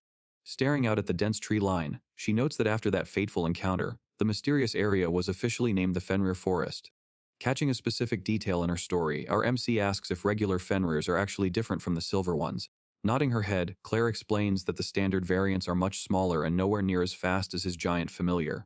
However, she quickly warns him not to underestimate the wild beasts. Even the smaller variants are much faster than humans, and their ability to command fire and ice magic makes them incredibly dangerous. Processing the insane coincidence, our boy realizes that waking up out of nowhere with a newly evolved silver Fenrir in the exact same spot her ancestor found one is a little too on the nose. He figures fate has to be pulling the strings. Claire explains that because of the local legend, people actually fear the area and leave the deepest parts uncharted. Putting the pieces together, Takumi asks if exploring deeper means they could actually find more of the legendary beasts. Her eyes light up as she eagerly confirms his theory. But before she can get too excited, a stressed-out voice suddenly shouts her name from across the courtyard. Stepping into view, her loyal butler begs forgiveness for speaking out of turn. He frantically argues that exploring the forbidden woods is just way too reckless, even with Takumi and his giant familiar backing her up. The head maid quickly backs him up, warning that nobody could possibly survive a den of wild magic beasts. Soon the entire household staff is begging her to drop the crazy plan. Fed up with the constant worrying, the young lady snaps and orders her servants to be quiet. She fiercely reminds them that she was asking for Takumi's opinion instead of theirs. The panicked staff immediately bow their heads and apologize for crossing the line. Turning her attention back to our MC, Claire smoothly ignores the drama and asks if he will join her on the dangerous expedition.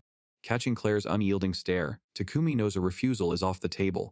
He awkwardly scratches his head and asks for a brief timeout to discuss the plan with his familiar. Leaving the eager young lady behind, he calls out to his giant dog. Standing alone with his familiar in a spacious room, our MC lays out the situation. He explains that Claire wants them to guide her back to the exact same forest where they first met. Barking cheerfully in response, the furry beast acts fully on board with the expedition. Sitting down next to his companion, Takumi warns her about the dangers lurking in the deep woods. He points out that they could easily be ambushed by a pack of wild Fenrirs, or even a silver variant. Letting out a confident bark, Leo makes it perfectly clear that she considers the regular monsters to be nothing more than weaklings. Following her logic, our boy asks how she plans to handle an encounter with other silver beasts.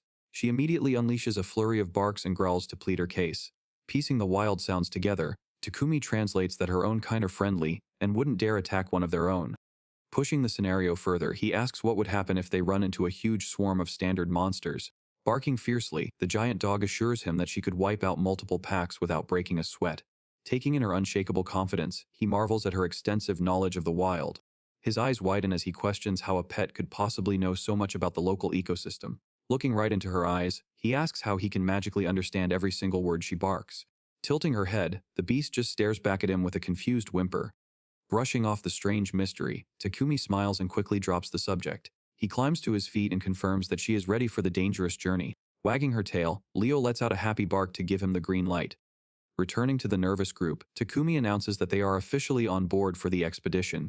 The young lady instantly lights up with excitement, while her protective staff gasps in pure horror. Turning his attention to the panicked servants, our boy casually calls out to the butler and the maids. The anxious staff just stare back at him in stunned silence. He smoothly points out that their desperate protests were actually born out of fear that the crazy plan might succeed. Lowering his head, the stressed-out butler admits that he hit the nail on the head. The loyal caretaker confesses that he just wanted to keep his lady out of danger. Stepping up to ease his worries, our MC pats his giant familiar and promises that the deep woods are perfectly safe with her around. The old man narrows his eyes and questions if he can really guarantee that. Before Takumi can explain, the head maid suddenly steps forward and cuts him off. Staring at him in pure disbelief, she demands to know if he can actually understand a monster's barks. Our MC awkwardly scratches his head and claims he just relies on his intuition from years of living together. Right on cue, the furry beast lets out a cheerful bark and nods along. Seeing the legendary monster back up his crazy story, the entire staff falls into a speechless daze. Breaking the awkward quiet, the giant familiar suddenly unleashes a massive flurry of wild barks and fierce growls. The intense display leaves the poor servants frozen in fear. Breaking down the wild barks, Takumi calmly translates that regular Fenrirs are instinctively submissive to the silver variant. He explains that even if a pack gets confused and attacks, the legendary beast can easily wipe out any number of them. He casually adds that encountering another silver Fenrir would not be a problem, either since they never attack their own kind. Turning back to her worried butler, Claire smiles and asks if the giant dog's solid logic is persuasive enough. Defeated by the argument, the old man lets out a heavy groan and reluctantly agrees. Clapping her hands together, the young lady beams and declares that their expedition into the deep woods is a go. She announces that she will start gathering supplies in the morning, so they can head out the following day. Bowing his head in defeat, the exhausted butler promises to get everything ready. Curiosity finally getting the better of him, our boy asks Claire why she is so intent on investigating the legendary beasts. Staring blankly ahead, she hesitates for a moment before answering. Noticing her little sister fast asleep on the couch, she points out that their long discussion has gone way past her bedtime. Taking the hint, Takumi drops the heavy questions and agrees to call it a night. Smiling warmly, the young lady promises to finish their conversation another time. Leaning in close, he whispers that he needs to share a secret theory with her and the giant dog. He admits that it is something he would rather keep hidden from the stressed-out household staff. Intrigued by the mysterious offer, she smiles and happily agrees to the private meeting. Later that night, our MC kicks back in his room and vents to his giant pet about their upcoming return to the terrifying woods. He admits that the memory of the orc attack still haunts him, but acknowledges that he also has his own suspicions about the area. Suddenly breaking his train of thought, the furry beast starts sniffing around the floor. Our boy realizes she's investigating the mystery leaf he sprouted earlier using his strange new cultivation skills. Since it didn't match anything he'd read about, he admits he just left it on the floor until he could check his books again. Before he can stop her, the giant dog casually chomps down on the unidentified plant. Panic sets in as Takumi realizes his random creation could be highly poisonous. But instead of getting sick, the massive beast happily tackles him to the ground with a flurry of energetic barks. Her white fur practically sparkles with newfound energy as she happily wags her tail. Staring at his hyperactive familiar, our MC wonders what exactly was in that weird snack. He calms her down enough to ask how her body feels. Translating the cheerful barks, he learns the mysterious plant completely wiped out her fatigue and even gave her a power boost. It hits him that his random gardening experiment just produced a ridiculously overpowered buffing item. He decides he definitely needs to run some more trial and error tests in the estate's garden later. Exhausted, Takumi climbs into bed and begs his supercharged pet to finally go to sleep. But with the magic leaf still kicking in, the giant dog refuses to settle down, forcing our boy to stay up and play. Later that morning in the main hall, Lila and Sebastian meet up with the crew. Apologizing for the wait, the butler asks if everyone is ready to head out to the forest. Surprised by the extra company, Claire asks if the servants are seriously tagging along. The sharp-dressed butler calmly reminds her that even with a giant beast around, there is always safety in numbers. Giving up the argument, the young lady lets out an exasperated sigh. Our boy casually steps in to calm her down, pointing out that the old man just has her best interests at heart. From the doorway, the energetic little sister waves them off with a bright smile. She cheerfully tells the group to be careful and hurry back soon. The group piles into a grand wooden carriage for the trip. Squished tightly between Claire and the head maid, our dude awkwardly begs the girls for a little breathing room. Taking the reins up front, Sebastian chuckles out loud at the awkward romantic tension building in the back seat. Flustered by the teasing, Takumi begs the laughing old man to give him a break. With a crack of the whip, the carriage rolls out of the estate gates. The giant fluffy dog happily bounds alongside them as they hit the dirt road. Looking out the window, Takumi asks the driver how long the trip will take. When the butler tells him it is about a 3-hour ride, Claire notices our boy looking a bit stressed. He nervously admits he has never been stuck in a bumpy carriage for that long before. Claire leans in to ask about transportation back in his world. Takumi awkwardly explains they use metal crates that drive themselves. The whole group loses their minds over the concept, demanding to know how a carriage moves without a horse or magic. Our boy nervously explains that they use liquid fuel to power the machines. Claire stares back in wonder at the foreign concept. He tries his best to explain how burning fuel creates energy, but the questions keep coming. When pressed about how something so heavy can move, he just laughs and admits he doesn't know the actual science behind it. The young lady claps her hands together and praises the marvelous craftsmanship. Takumi humbly shrugs it off, explaining that living without magic forced his people to get creative with their technology. He remembers an old quote from a book. To an average guy like him, advanced technology and magic are basically the exact same thing. Later that day, the carriage rolls to a stop at the edge of the woods. The butler hops down and announces that the horses cannot go any further. Takumi gives his giant dog a quick pat to make sure she isn't tired yet. Our dude asks what they are going to do with the horses while they explore. One of the armored guards steps up to take watch. He promises to keep the animals safe until the group gets back. The head maid flashes a polite smile and asks our boy to help gather some firewood. Takumi nods and calls over his giant dog to pitch in. In the blink of an eye, the fluffy beast piles up a mountain of heavy logs. Our dude just stares in shock at how easily she pulled it off. Takumi casually mentions that his partner wants to be the one to light the fire. The old butler gestures toward the pile, more than happy to see the legendary monster show off her skills. Beside them, Claire practically vibrates with excitement at the thought of seeing a silver Fenrir use magic up close. Stepping up to the pile, the giant hound lets out a low growl before spitting out a blast of fire. The flames easily ignite the thick branches in seconds. The entire group stands frozen in awe at the display of raw power. With the bonfire roaring, the young lady clasps her hands together in pure amazement. She can hardly believe she just watched a mythical beast cast a spell right in front of her. The head maid smiles and thanks the giant dog for setting up the kitchen. She politely asks the excited monster to hang tight while she gets the food ready. After polishing off their bowls, our boy praises the maid for cooking up such an amazing meal. The young lady flashes a bright smile and suggests they get back to exploring as soon as camp is packed up. The old butler steps up and offers our boy a heavy broadsword. He politely insists they take the weapons just to be safe. Takumi grabs the hilt, silently admitting he has zero experience wielding a blade.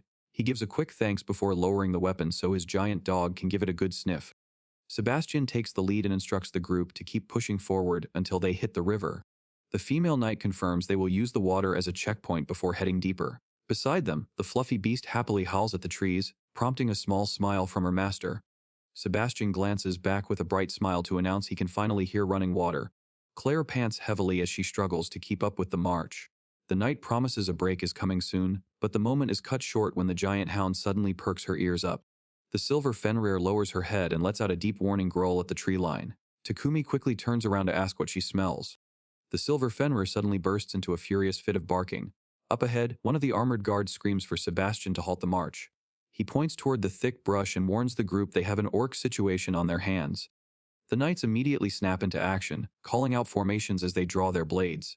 They throw themselves in front of the young lady, swearing to protect her with their lives. Beside them, the giant hound bares her fangs and lets out a vicious rumbling growl.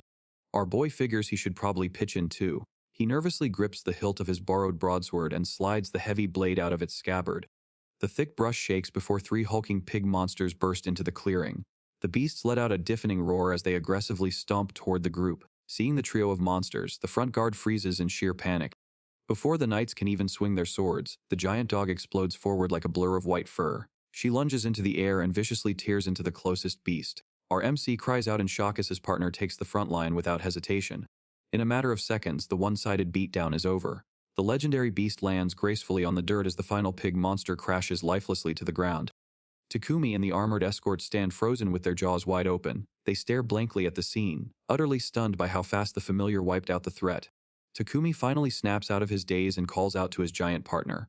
Behind him, the young lady and her escorts let out a collective sigh of relief. He slides the borrowed broadsword back into its scabbard and checks in on her. The fluffy beast gives a happy double bark to confirm she is unharmed. She nudges her giant snout forward to demand some attention. Our boy smiles and gives her a gentle pat, praising her for a job well done. Back in the forest, the aftermath of a monster attack leaves the escort knights completely shell-shocked. While our boy casually gives his giant fluffy partner a well-deserved head pat, the seasoned guards tear up over how useless they were during the fight. One of the older men admits the legendary silver Fenrir is way stronger than he ever imagined. Takumi awkwardly breaks the silence by pointing out that orcs are basically just bite-sized snacks to his pet. The giant wolf lets out a happy double bark in agreement. Surprised by the beast's enthusiasm, Claire leans in and asks what she just said. The young lady points out that even seasoned warriors still consider orcs a major threat. Sweating bullets as the guards stare in total disbelief, our MC quickly tries to change the subject and points the group toward the river. Claire smiles and praises the giant hound for being so dependable. Wanting to secure their loot, Takumi casually asks his partner if she can carry the intact orc body, and she instantly scoops it up in her jaws. Not wanting to be completely useless, the escort knights step up and volunteer to carry the remaining torn limbs. Our boy watches them struggle under the massive weight, silently feeling a little bad for them. Suddenly, Takumi stops in his tracks and swings his bag around. He tells the struggling guards to hold up for a second as he dives into some nearby bushes, happily announcing that he found something. Holding out a handful of strange purple leaves, our boy casually suggests the struggling guards eat them. With a friendly smile, he promises the weird snack will make carrying the heavy monster parts a lot easier. The guards stare at the leaves in their hands, clearly not sold on the idea. Reluctantly taking a bite, the seasoned warriors are instantly surprised by the sweet flavor. Before they can even finish praising the taste, the magic kicks in. The guards are mind-blown when their bodies suddenly feel weightless, effortlessly lifting the bulky orc limbs as if they were nothing. Hyped up on the strange herbs, the knights take off sprinting toward the river. Watching them speed away, Claire turns to our MC and asks what exactly he just fed her guards. Holding up another leaf, he smoothly lies and claims it was just the result of experimenting with his herb cultivation skill.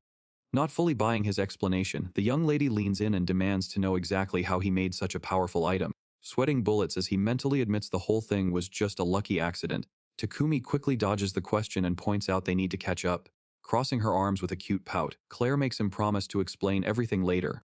Pushing his way through the thick brush, our boy announces they finally made it to the river. Claire lets out a relieved sigh, happy to finally take a break. Suddenly, a fast white blur ignores them both and charges straight ahead. Splashing into the cool water, the legendary beast happily starts doggy paddling around. Watching his fluffy partner act like a regular pet, Takumi just smiles. Taking advantage of the calm riverbank, the group decides to take a much-needed breather. While the head maid gathers firewood, Claire plops down on a rock with a tired sigh. Breaking the peaceful silence, our MC calls out to the young lady. Walking over to her resting spot, he lets her know they found a solid place to set up camp. Noticing she looks pretty wiped out, he double-checks if she's okay to keep moving. She insists she can still walk, but Takumi can clearly tell she's pushing herself to the limit. A short walk later, the party arrives at a wide clearing and officially calls it a day. Wanting their VP to take it easy, one of the knights tells the young lady to sit back and rest her feet. Agreeing to the break, Claire watches as the guards grab their heavy gear and get to work setting up the tents. Meanwhile, the head maid sits by the unlit fire pit and announces she's going to start prepping the monster meat for dinner. Not wanting to just stand around, our boy walks over and casually offers to lend a hand. Glad for the backup, she happily accepts his help. Suddenly, Takumi looks down in surprise as he realizes his fluffy partner is already on the job. Seeing the giant hound expertly prepping the cuts, he asks if she actually knows how to butcher meat. Barking proudly, the legendary beast confirms she's got it handled, earning a sweet thank you from the amused head maid. Later that night, the camp finally settles down under a blanket of stars. Relaxing by the fire with his fluffy partner, our boy brings up figuring out the night watch schedule. He casually asks the butler when his shift is, but the older man gently brushes him off. Noting Takumi's lack of experience, the seasoned caretaker insists he just take it easy and let the pros handle the security. Not wanting to be a freeloader, our MC refuses to back down. Pleading his case, he points out that even if he is a total rookie, having a legendary beast by his side makes him a highly capable guard. Seeing his determination, the butler gives a warm smile and caves. Impressed by his motivation, he officially assigns Takumi and his giant hound to take the very first shift of the night.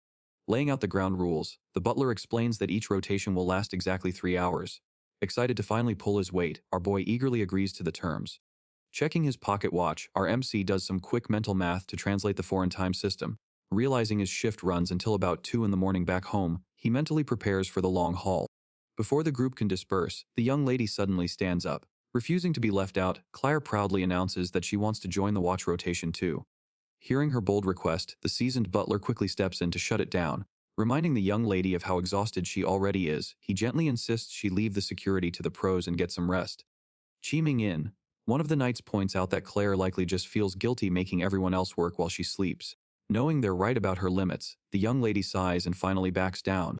Giving a polite bow, she thanks the crew for their hard work and promises to get some proper shut-eye. Later that night, our boy sits quietly by the campfire with his giant hound. Staring into the flames, he can't help but wish there was something more he could do to help out the stressed VIP. Checking his pocket watch, our MC notes he still has about an hour left on his shift. Just as he tucks the timepiece away, a sudden rustle from the tents catches his attention. Whipping his head around, both he and his fluffy partner go on high alert.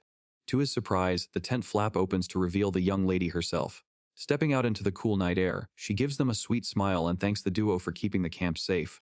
Wondering why she's up so late, our boy asks if she's having trouble falling asleep. Shaking her head, Claire gives a soft smile and admits that's not exactly the problem. Gesturing to the open spot next to him, she softly asks if she can take a seat. Happy to have the company, our boy quickly agrees. As she settles in by the warm campfire, he can easily tell something is weighing on her mind. Staring into the dancing flames, a faint blush dusts her cheeks. Taking a deep breath, the young lady admits she actually came out here because she has something specific to discuss with him. Staring out into the night, she admits there is something serious they need to talk about. Caught off guard, our boy points to himself and asks if she really means him. Closing her eyes, she gives a soft nod. Sitting quietly by the warm campfire, she officially thanks him for bringing her all the way out to the woods. Waving it off, our MC tells her not to sweat it since he actually wanted to explore the forest anyway. Leaning in with an earnest look in her eyes, she insists on showing her proper gratitude. She makes it clear that they only made it this far because of his help. Sensing there is more on her mind, Takumi asks if something else is bothering her. Fiddling with her dress, Claire nervously admits that her older butler chewed her out for asking him to come along. Our dude drops his jaw in pure confusion. She explains that the stressed-out butler realized she put him on the spot, making it impossible for a nice guy like him to refuse. Bowing her head, the young lady sincerely apologizes for taking advantage of his kindness. Scratching his cheek with an awkward smile, our boy admits he is definitely not the type to reject a cry for help. Still, he gently reminds her that he wanted to see the woods anyway, so it all worked out perfectly. Claire shakes her head, refusing to let herself off the hook so easily. Looking down, she states that as a member of a high-ranking noble family, she never should have imposed on him like that. She explains that since dukes hold the highest rank in the kingdom, their word is the law. Because of that power, she is strictly forbidden from throwing her weight around and issuing baseless orders. Takumi listens quietly as she tightly grips her dress in frustration. Staring into the crackling campfire, she admits her reckless behavior has brought shame to her noble family name. She confesses that she just cannot forgive herself for crossing that line. Watching her slump forward, our boy stays silent for a moment instead of interrupting. Breaking the quiet tension, he softly calls out for his giant fluffy companion. Caught off guard, the young lady flinches as the silver Fenrir steps up right behind her. With a soft thud, the legendary beast gently plops down against her back to offer some immediate comfort. Offering a warm smile, Takumi tells her to go ahead and pet the animal until she feels better. Giving in to the fluff, she finally relaxes and lets out a soft smile as she strokes the thick white fur. Watching her cheer up, our MC breathes a quiet sigh of relief. Shifting the mood, he assures her that he knows she never actually intended to boss him around. Staring her right in the eyes, he makes it crystal clear that he did not mind lending a hand at all. With a playful smirk, he smoothly adds that being asked for a favor by a pretty girl is never a bad thing.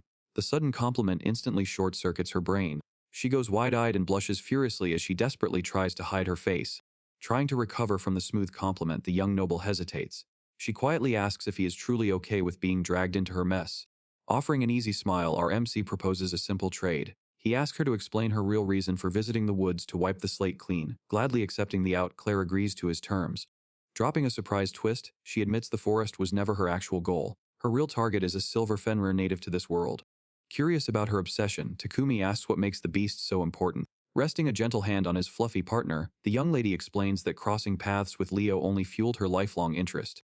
The mood shifts as she dives into her family history. A strange rumor apparently spread among the household staff on the exact day she was born. Jumping back to her time as an infant, a wild secret is revealed. The servants genuinely believed she was the reincarnation of the original founder of her noble bloodline. Thrown off by the heavy lore, our boy asks what possibly sparked that kind of talk. Keeping things serious, she states that it all traces back to the ancient portraits of her ancestor. She explains that the founder's entire life was documented on canvas. One specific portrait captured the ancestor as a newborn. As it turned out, baby Claire was a spitting image of the historical figure. Processing the lore, Takumi realizes the legendary founder was actually a woman. Claire confirms the fact, noting her ancestor was a fierce warrior on the battlefield. She admits that as she got older, her face continued to perfectly match the historical portraits. The household staff bought fully into the hype, expecting the young girl to lead the family to glory. Curious about the family dynamic, Takumi asks how her dad handled the crazy rumors. She plainly states that her father rejected the reincarnation theory. He explicitly told her to ignore the heavy expectations placed on her shoulders. The supportive dad made it clear she did not need to mimic a dead hero and should simply live for herself. Impressed by the solid parenting, our boy calls her dad a wonderful man. Hearing the praise, the young noble flashes a bright, genuine smile. She credits her father for letting her carve her own path without burden. Pressing a hand against her chest, she confesses to a lingering obsession. Despite rejecting the reincarnation rumors, hearing tales of the legendary beast still makes her heart race. Later that evening, our boy finds himself standing by the edge of the woods with the young noble. Looking out at the trees, she explains that an overwhelming feeling drew her out here to search for the legendary silver Fenrir. He quickly reminds her they do not even know if other giant beasts like Leo exist out there. Staring straight ahead, she admits her little adventure has already caused way too much trouble for everyone. She softly adds that if they do not find anything this time, she is perfectly fine giving up. Taken off guard, our dude asks if she is seriously ready to throw in the towel. Lowering her gaze, the blonde girl confesses she has been questioning the point of this whole search anyway. She promises to use this trip as her final attempt and move on if they come up empty-handed. Watching her resolve, Takumi quietly accepts her decision. Sitting back against his giant fluffy familiar by the campfire, he listens as she continues pouring her heart out. She admits she only came out here because she bought into silly servant rumors and was too embarrassed to tell her butler the truth. Catching herself rambling, she apologizes for dumping all this emotional baggage on him. A warm smile crosses his face as he assures her he is just glad to finally know what is going on in her head. A soft blush creeps across her cheeks as she calls him way too kind. Suddenly panicking, she holds a finger to her lips and begs him to keep the whole thing a secret from the staff. He busts out laughing and swears to take the secret to his grave. Looking down at his loyal partner, he asks if she is on board too, earning a sharp bark of agreement. Flashing a bright, genuine smile, she gives them both a heartfelt thanks. Not quite ready to sleep, she shyly asks if they can stay up and chat just a little bit longer. Always happy to chill, our boy happily agrees. Their late-night chat is interrupted when one of the armored guards steps up to the fire. He asks if it is time to swap watch duty and gently reminds the young noble to get some sleep. Before heading off, the loyal knight tells her not to stress over her past mistakes. He reassures her that the whole staff serves her simply because of who she is. Our boy immediately panics, realizing the guard was eavesdropping on their entire emotional conversation. The knight just flashes a bright smile and plays dumb. Trying to change the subject, Takumi quickly suggests they finally call it a night. The blonde girl agrees, though she still glares in the knight's direction as they hand over the watch. Just as she is about to slip inside her tent, our dude calls out her name. Jogging over to her, he holds out a handful of dark, star-shaped flowers. He tells her to eat them before going to bed. He explains that they are a special sleep aid he grew using his cultivation skills. Impressed, she asks to hear more about his unique abilities in the future, and he promises to share his secrets. With the conversation wrapping up, our boy wishes the young noble a good night. She softly returns the sentiment as his giant fluffy partner already snoozes beside them. Crawling into his sleeping bag inside the tent, Takumi is suddenly startled. The older butler is still awake, softly thanking him for taking the night watch. Still a bit on edge, he asks if the older man was eavesdropping on their conversation. Staring up at the ceiling, Sebastian admits he heard everything. He confesses he had no idea those silly servant rumors were bothering the blonde girl so much. Turning his head with a gentle smile, the devoted caretaker gives a heartfelt thanks to our MC for listening to her troubles. He notes that simply getting it off her chest must have made her feel much better. Scratching his head with a nervous laugh, Takumi just hopes he actually helped. With the heavy emotional talk finished, the older man tells him to get some rest. The dark-haired young man agrees, settling back into his sleeping bag for the night. The next morning dawns bright and early over the mountain range. Ready for action, our dude rallies the group and announces it is finally time to start the search. Gathering everyone at the campsite, he lays out the search assignments.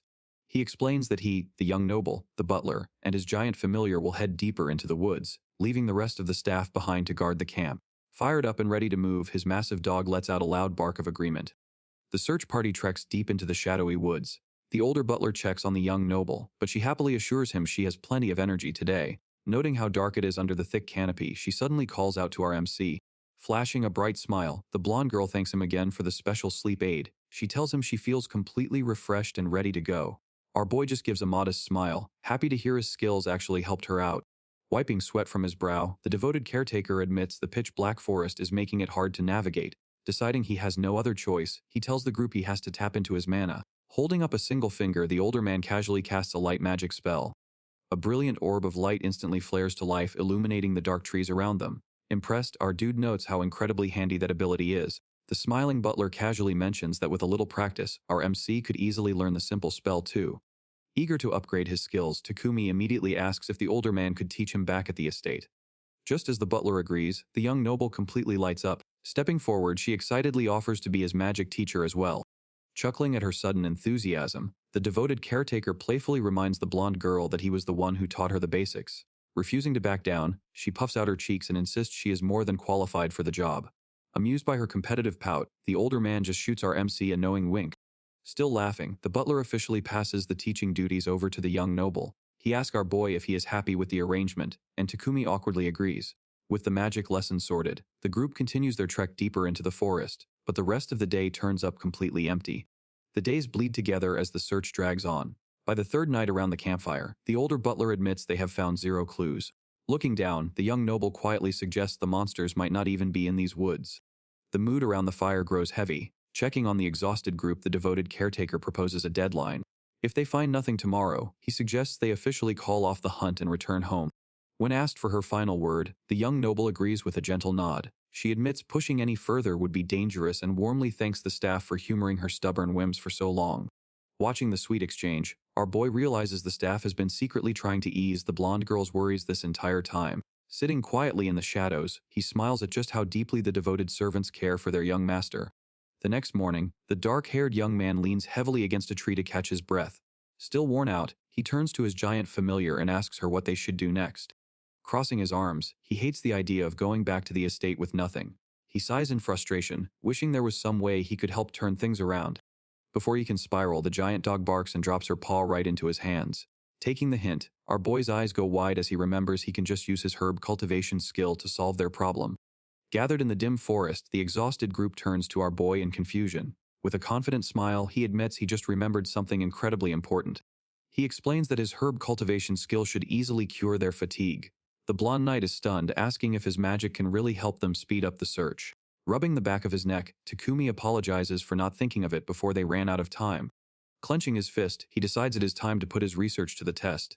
He smiles down at his giant fluffy familiar and warmly thanks her for jogging his memory.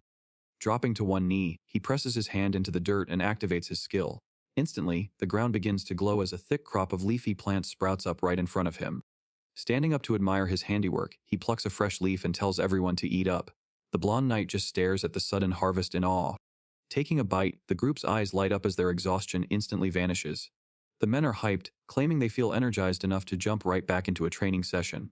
Glad his trick worked, our MC casually hands out a few more samples to try next. Before they chew on the next batch, he turns to Claire and asks her to drop her light spell. The older man quickly points out that they will not be able to see anything in the dark. Keeping his cool, our boy assures them it will be just fine. Handing out the next batch, Takumi tells Claire to drop her light spell. The stressed butler quickly points out they will be left in the dark. With a calm smile, our boy promises it will all work out. The group quickly chews on the fresh leaves. A second later, Claire gasps in shock as the effects kick in. Her eyes widen as the dark forest suddenly becomes bright and clear. The blondie knight realizes the plants just gave them perfect night vision. Just as the men celebrate the upgrade, Claire jumps as the surrounding forest noises flood her ears. Startled by the amplified chirps and rustling, she lightly touches her ears. Takumi chuckles and explains it is just the intended effect of the second plant. He reveals his special combo was designed to boost both sight and situational awareness. Petting his giant dog, he watches the squad adapt to their newly awakened senses. Clenching her fist, Claire realizes this changes everything. With their enhanced tracking abilities, she feels confident they can finally locate their target. The squad marches deeper into the glowing forest. Breaking the silence, the older butler warns that the sun is about to set. Unfazed, the young lady just stares ahead with quiet determination. Suddenly, a vicious roar echoes through the trees, catching everyone off guard. Leo starts barking frantically as Takumi quickly diagnoses the problem. He warns the crew that a monster turf war is breaking out just up ahead. Claire freezes as Takumi casually drops the bombshell. He announces that Leo just sniffed out another Fenrir in the area. The older butler and the blondie knight question the claim since their own enhanced senses have not picked anything up yet.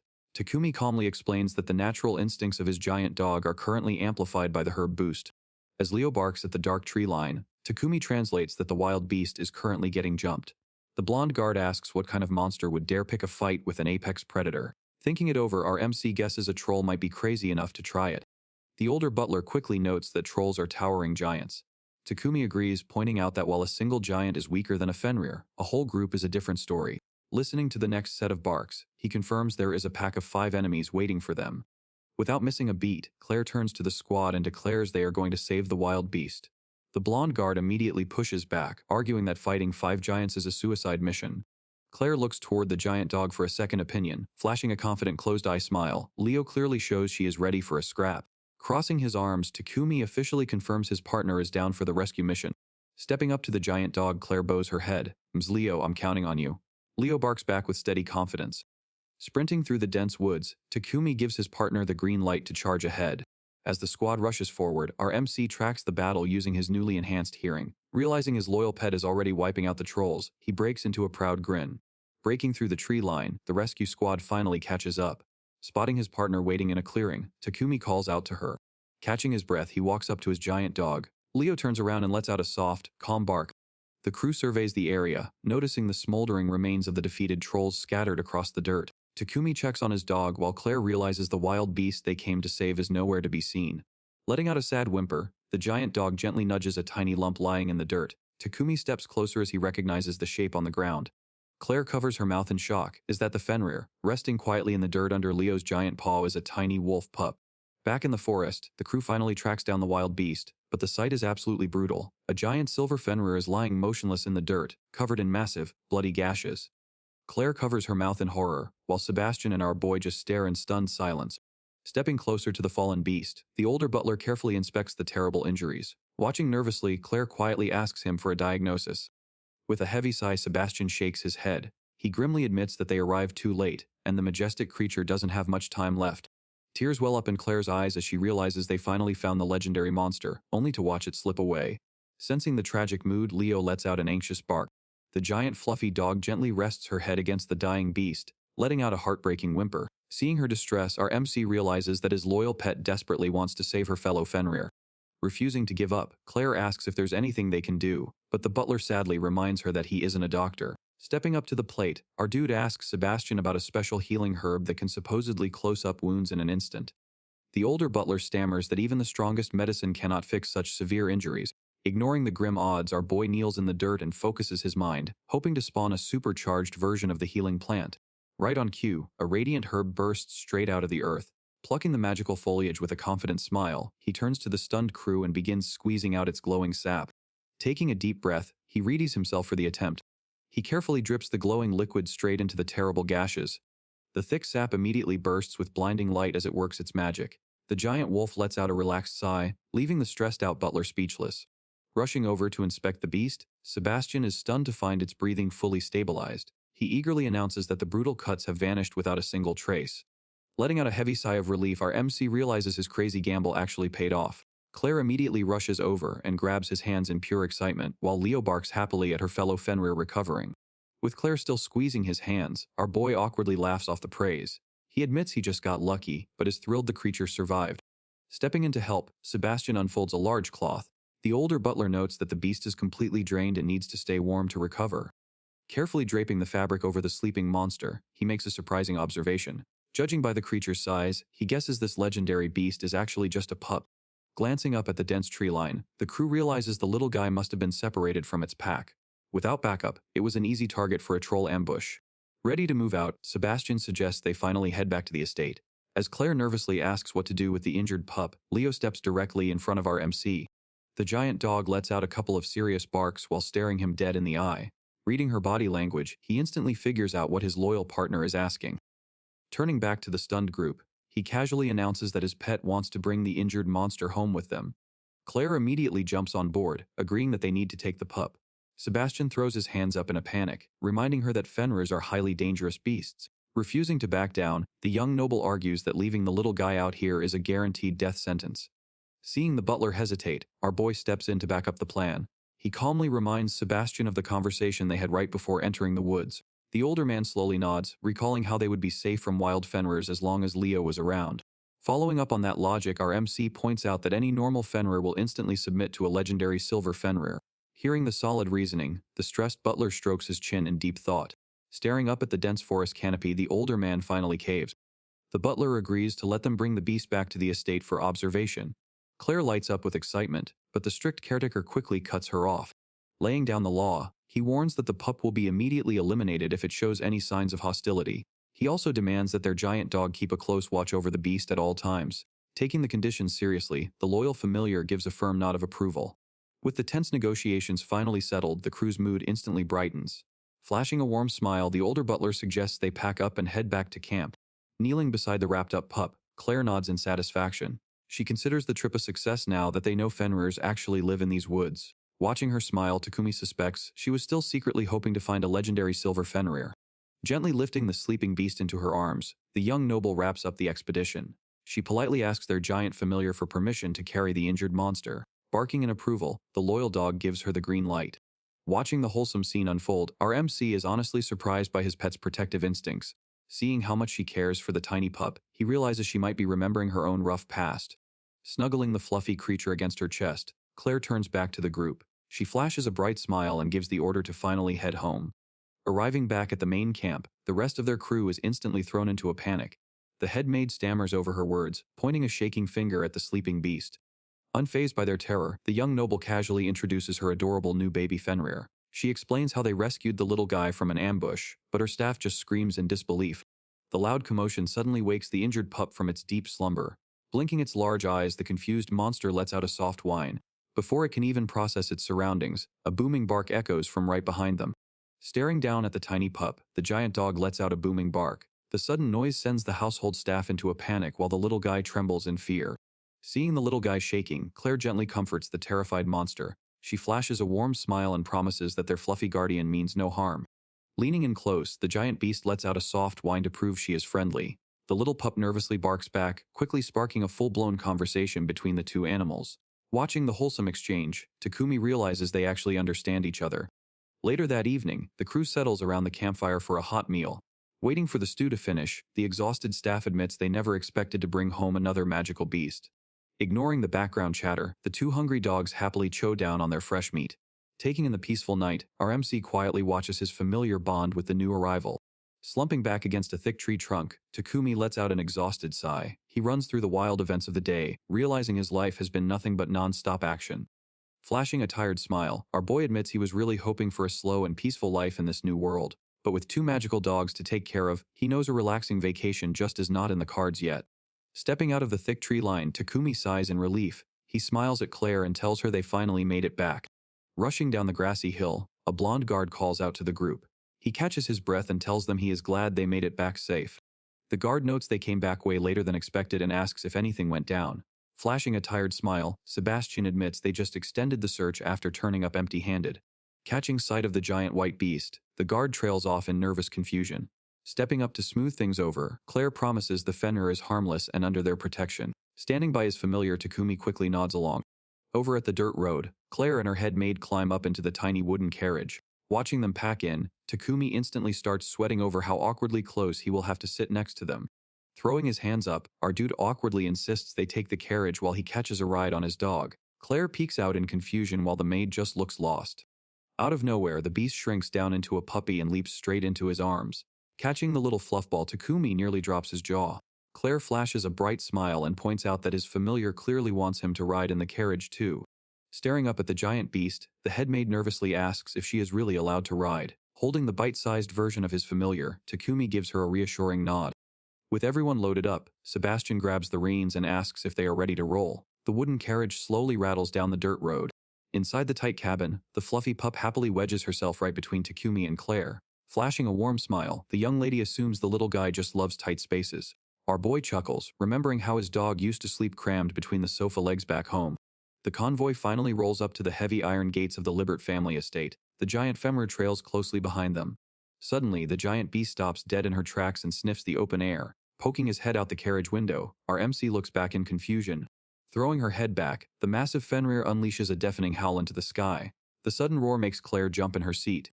Right on cue, the tiny puppy in Takumi's lap tilts her head back and starts howling right along with her giant counterpart. Up front, the convoy guards frantically turn around to check on the commotion. The chaotic duet echoes across the plains, rattling the tiny carriage and making Takumi shout in surprise. Up on the driver's seat, the panicked guard frantically scans the area to see what triggered the giant monsters. Just as quickly as it started, the roaring abruptly stops. The wild beast sits quietly by the road as Takumi peeks out the window to check if the random outburst is finally over. Outside, Sebastian lets out a heavy sigh of relief, realizing it was just a harmless howl instead of an incoming monster attack. Back in the cabin, Takumi gently comforts his fluffy companion while Claire wonders what brought on the sudden noise. Thinking back to his gaming days, he remembers that wolves often howl to communicate with each other.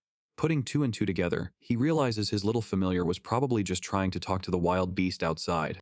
Claire nods in agreement and curiously asks what the two monsters could possibly be talking about. Right on cue, the fluffy pup happily barks out her answer. Acting as the ultimate dog whisperer, Takumi effortlessly translates the happy yaps for the group. He casually explains that Leo was just formally welcoming the wild Fenrir into her pack's territory. Curious about the response, our MC asks his pup what the giant beast had to say in return. After a few more eager barks, he casually relays that the wild Fenrir gladly accepted the invitation. Hearing the translation, Claire figures it must be some kind of pack bonding ceremony. She lets out a soft giggle, finding the whole thing surprisingly wholesome. Looking down at his fluffy companion, our boy is just glad she made a new friend before she completely passes out. Back at the mansion, a long line of maids bows in perfect unison to welcome the young lady home. Takumi awkwardly smiles, still completely overwhelmed by the crazy rich girl lifestyle. Cradling the sleeping pup, Claire quickly shushes her staff to keep the noise down. The flustered maid immediately apologizes for the loud greeting. The quiet moment does not last long before Claire's energetic little sister comes sprinting down the hall. She eagerly greets the crew before stopping to stare at the new furball. Her eyes light up with pure wonder as her big sister explains they rescued the baby monster out in the woods. The energetic little sister shouts in disbelief that the tiny furball is actually a legendary Fenrir. Claire quickly hushes the excited kid, reminding her that the baby monster was terribly wounded and needs some serious rest.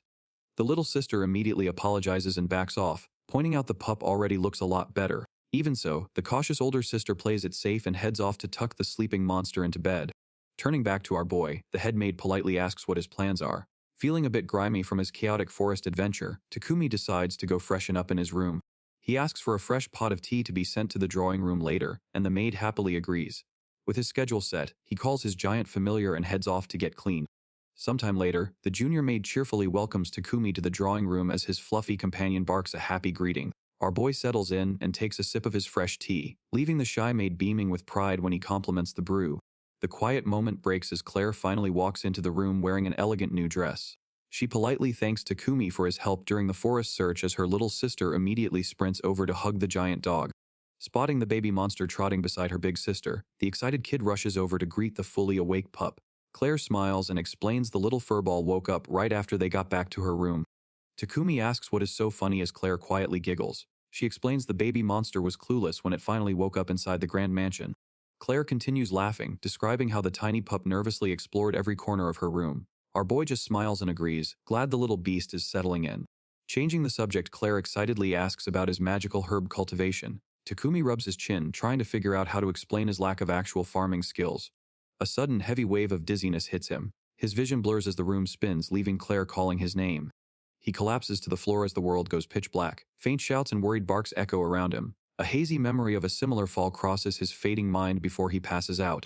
Drifting in an empty white void, he slowly regains consciousness. He feels like he is floating upwards, groggily wondering if he just dozed off. Blinking his eyes open, he is immediately met with a chorus of excited barks and gasps. The older butler, the energetic kid, and the giant beast all hover over his bed, thrilled to see him awake. Completely confused by the crowd, our boy asks what happened. Looking concerned, the sharp-dressed servant reminds him that he just passed out cold in the drawing room. The memory suddenly hits him, realizing he collapsed right in the middle of chatting with Claire. Still trying to shake off the haze, he awkwardly asks if he had a good rest. Letting out a soft laugh, Claire smiles warmly and welcomes him back to the land of the living. Before he can say another word, a massive wet tongue slaps across his face. The giant furry beast aggressively smothers him in sloppy kisses, completely ignoring his panicked protests. Watching the chaotic struggle, Claire points out that the huge dog never left his side while he was out cold. The little sister laughs at his muffled screams, leaving the butler to chuckle at the tight bond between man and beast. Drenched in dog slobber and panting heavily, our MC finally gets a break. Flashing a bright smile, Claire asks if he is well enough to sit up. After getting settled in the lounge with a warm cup of tea, Claire gently asks if he remembers anything from right before he passed out. Our boy recalls the moment, explaining they had just returned from the woods and were chatting in the drawing room. Nodding along, she asks if he remembers the exact second he collapsed. He tries to piece it together, explaining how his vision suddenly blurred before everything slowly faded to black. Her expression softens with sympathy as she imagines how terrifying that experience must have been. Stepping into the conversation, the sharp-dressed butler drops a bombshell. He calmly suggests that this dude's sudden blackout might actually be a direct result of his special gift.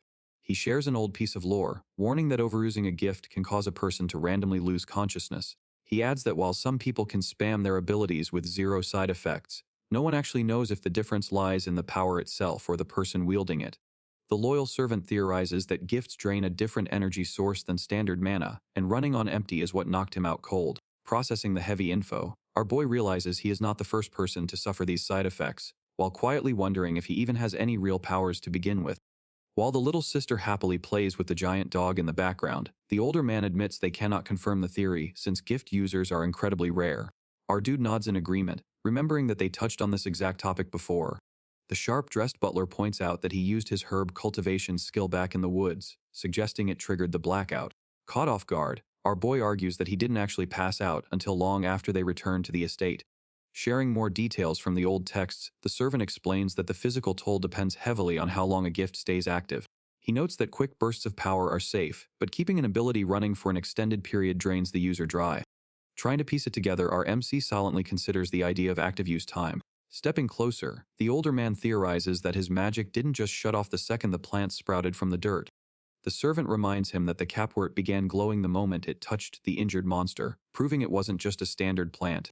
The memory suddenly clicks for Takumi, admitting he was too distracted at the time to notice the magical aura. The older man drops another clue, explaining that the giant beast suddenly went limp the exact second he passed out. He adds that the furry companion only managed to bounce back the next day because its major wounds were already closed. Laying out the full theory, the butler suggests the magical plants acted as an ongoing life support system rather than an instant cure.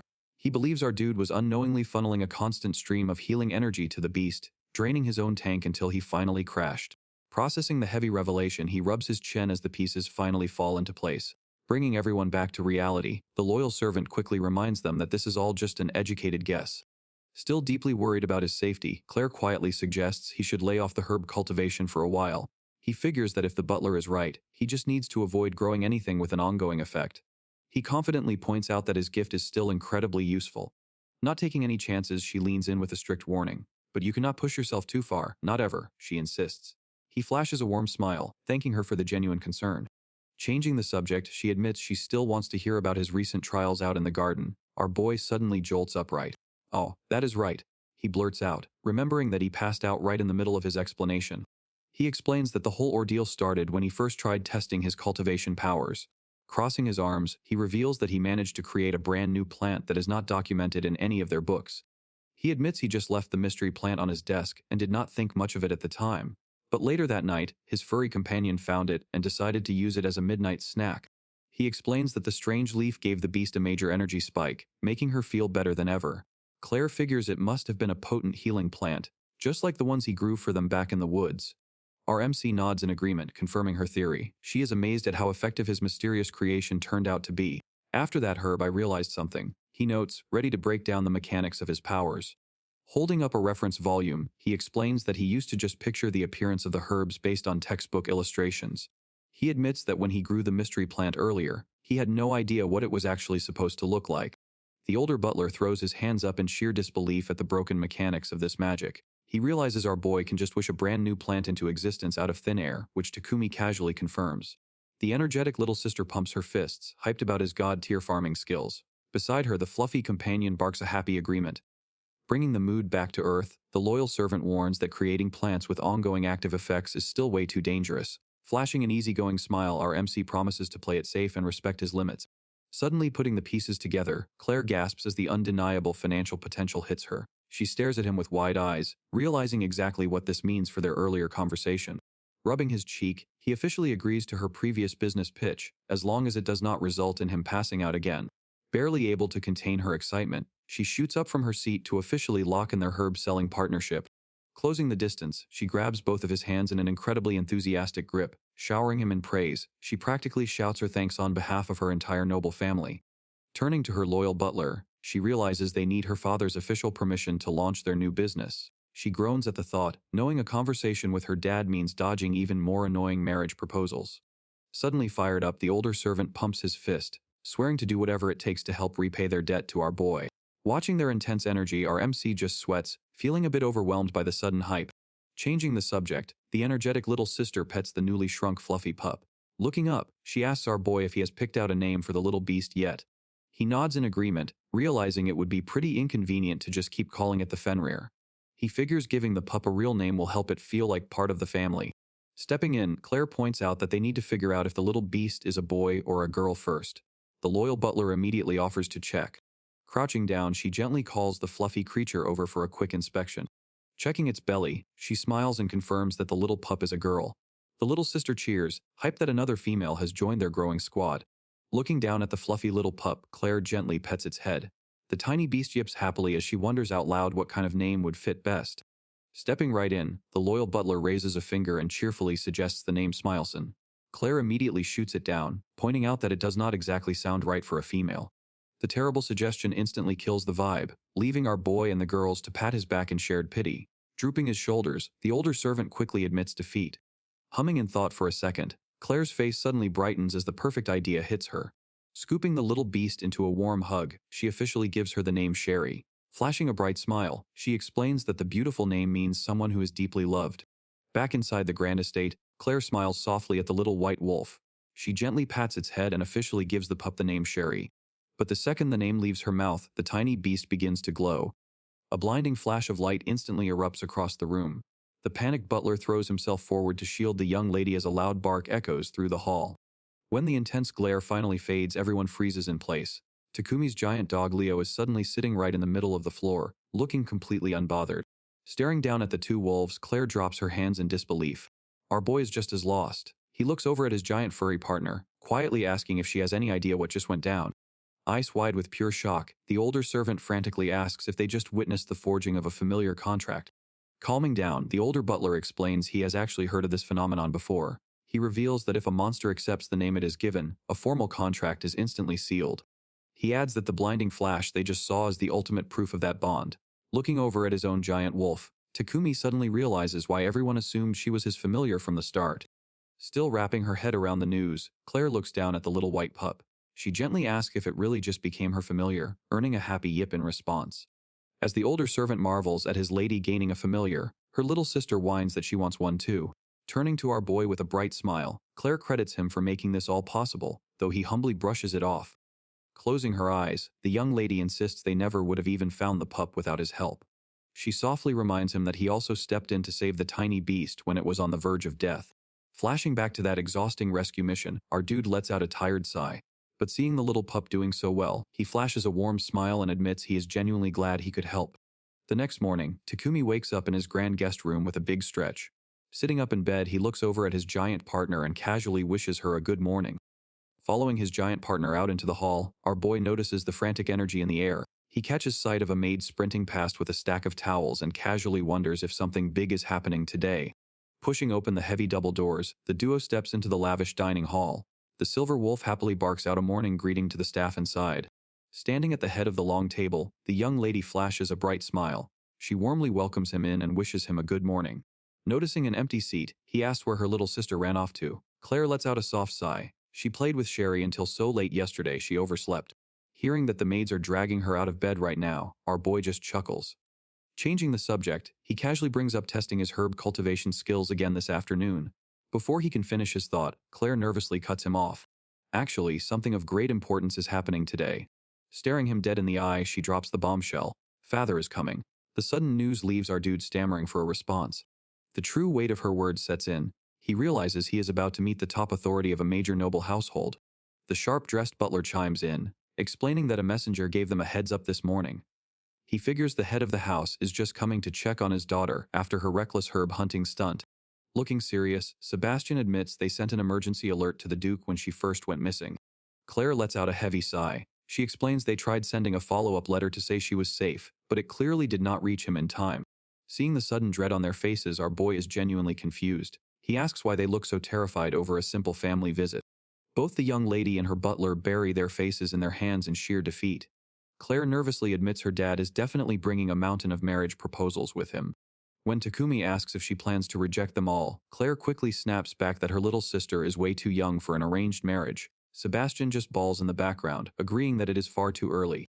Looking away with a deep blush, the young lady nervously tells our MC that he will have to meet her father as well. With an official herb selling contract also on the table, Takumi starts sweating over his lack of proper noble etiquette. Claire waves off his panic with a bright smile. That is all right, father minds all of that even less than I do. She promises him that her dad is actually pretty rough around the edges. Staring blankly ahead, our boy tries to picture what this incoming noble even looks like. The little sister eventually wanders in for breakfast, only to freeze in dread at the news. Once the meal wraps up, Claire and the staff rush off to brainstorm a defense against the marriage proposals. Left behind with his giant dog, Takumi just awkwardly watches them go. Resting back in his room, a sudden thought pops into his head. He turns to the head maid cleaning nearby. He asks if his current casual outfit is really acceptable for meeting a powerful duke. Lila assures him the duke would not mind. She then casually reminds him about the brand new custom outfit he just bought back in town. He jumps up from the bed with a renewed burst of energy. You are right, I will go get them right now. Staring out over the stone courtyard, he agrees that his custom suit is the only way to survive this meeting. Lila points out that riding Leo will easily get them to town with time to spare. Our boy asks if she is tagging along and the head maid cheerfully confirms. She reminds him that looking after his needs is her actual job, plus she has to pay the tailor anyway. He quickly apologizes for the extra trouble. Lila hops up right behind him. She warns him to hold tight as the giant dog sprints out of the estate gates. Back on the bustling streets, the silver wolf happily munches on a quick snack. Layla scans the surrounding shops and easily spots their destination. The shop owner warmly greets them at the door. He eagerly presents the finished clothes, leaving Takumi relieved that they beat the clock. The quick trip pays off. Our MC steps back onto the estate grounds looking sharp in his brand new formal attire. Claire brightly praises the dashing outfit while the butler welcomes them home. Our boy smiles and thanks the young lady for her praise. The wholesome moment is immediately shattered when Sebastian calmly reveals that the Duke is already waiting. Takumi freezes in sudden panic. Sebastian reminds his young lady to stick to their prepared defense plan. Claire clenches her fists with nervous determination. Down in the grand hall, the entire household staff lines up to welcome their master. Sebastian formally welcomes Duke Eckenhart Libert back to his grand estate. The heavy doors swing open, revealing a powerful noble who looks far more rugged than a typical aristocrat. In a sneak peek of what is to come, Claire smiles warmly as she gently cradles a tiny silver Fenrir pup. The fragile little beast lets out a soft bark, hinting at a wholesome new rescue mission. Back at the grand estate, our boy freezes in his tracks. The rugged giant standing before them is none other than Duke Eckenhart Libert, the girl's father. Claire steps forward, thanking him for rushing over and apologizing for the scare. Her little sister happily welcomes him home. Letting out a soft sigh, the tired Duke tells them he is just glad they are both safe. Breaking his tough exterior, the hardened noble bursts into tears and pulls Claire into a tight bear hug. He loudly praises how pretty she has grown while she pushes against him, nervously pointing out that the staff is watching. The stressed-out butler steps in, gently reminding his master that they already sent a letter confirming her safety. Sniffling loudly, the emotional Duke admits he got the message on the way over. Wiping his eyes, Eckenhart explains he was already on the road and decided to push his horse to the limit just to see his daughters in person. Touched by his frantic rush, Claire flashes a warm smile. The wholesome reunion pauses as the Duke finally spots the unfamiliar guy standing quietly in the hallway. Stepping up, Claire quickly introduces Takumi as the man who saved her life. Giving a polite bow, our MC introduces himself and asks the intimidating noble to just call him Takumi. The large man steps closer and stares down at him in silence. Breaking the quiet hallway, the burly Duke lets out a booming laugh. He slaps Takumi hard on the shoulder, guessing he must be the guy who rescued Claire. Catching his balance, our boy nervously accepts the thanks. The rugged noble keeps pounding his hand into Takumi's back, praising him for taking the hits like a champ. Bouncing from the heavy blows, the dizzy guy can barely speak until Claire steps in to scold her father. Realizing his own strength, the large man quickly apologizes. The lively mood drops the second a huge white snout enters the frame. Peering down with curious eyes, Leo lets out a soft bark. The hardened Duke freezes in his tracks, staring up in awe at the legendary beast from his daughter's letter. Without a second thought, the powerful head of the Libert family drops straight to his knees. Pressing his forehead against the floor, he formally introduces himself to the silver beast with the utmost reverence. Everyone in the hallway just stares at the absurd sight in stunned silence. Leaning down, Claire gently begs her dad to get up. She insists there is no reason to grovel before Leo like that. Reluctantly lifting his head from the floor, the tough Duke stammers out a weak protest. Trying to save face, Claire suggests they move the conversation somewhere more comfortable. The sharp butler immediately steps in, offering to prepare some warm tea for the drawing room. Before they can leave, a tiny fluffy head pokes out from behind a door. Flashing a bright smile, Claire introduces the little pup as her very own Fenrir familiar. Staring blankly at the second mythical beast of the day, the exhausted noble sighs and admits they have a lot of catching up to do. Settling into the drawing room, the exhausted Duke finally gets a moment to listen to Takumi's story. Taking in all the crazy details, Eckhardt asks if our guy is absolutely sure the giant silver beast won't attack anyone. Smiling warmly, our boy promises there is nothing to worry about. He explains that his giant companion actually loves people, getting a happy bark of agreement from the fluffy beast herself. Accepting his word, the hardened noble turns and gives a deep, formal bow to the legendary beast. Treating the giant dog like royalty, he politely introduces himself. With the monster situation settled, the burly Duke claps his hands together and cheerfully shifts gears. Turning to his daughters, he casually announces that it is time to discuss their marriage prospects again. The mood instantly drops as the girls visibly deflate at the idea. Watching the uncomfortable scene unfold, Takumi politely speaks up to interrupt. Waving off the formal titles, the easygoing father tells our MC to just say what is on his mind.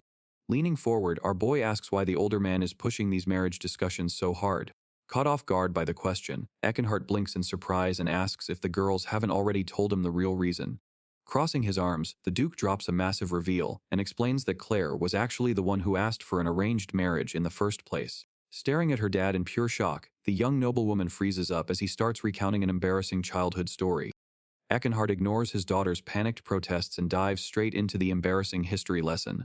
He explains that about a decade ago, a young Claire was entirely obsessed with their family's legendary founder.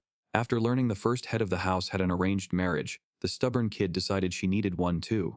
Sweating nervously on the couch, Takumi silently pities the poor girl as the humiliating story continues. Off to the side, the mortified noblewoman desperately questions if she actually said something so stupid. Taking a brutal trip down memory lane, the Duke reveals that a tiny, toddler-sized Claire ran straight out the front door to hunt for her own suitors. Not knowing how else to handle the wild child, the exhausted father finally stepped in and agreed to find candidates for her.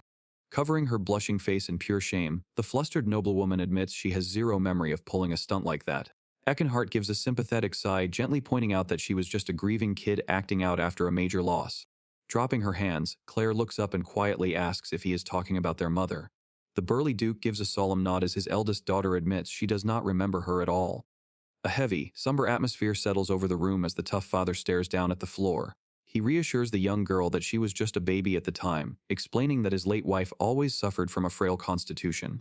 The tragic history lesson continues as Eckhardt reveals that his bride barely survived the complications of her first pregnancy. The mood sinks even lower as he turns to his youngest daughter, quietly admitting that the second childbirth simply took too much out of her.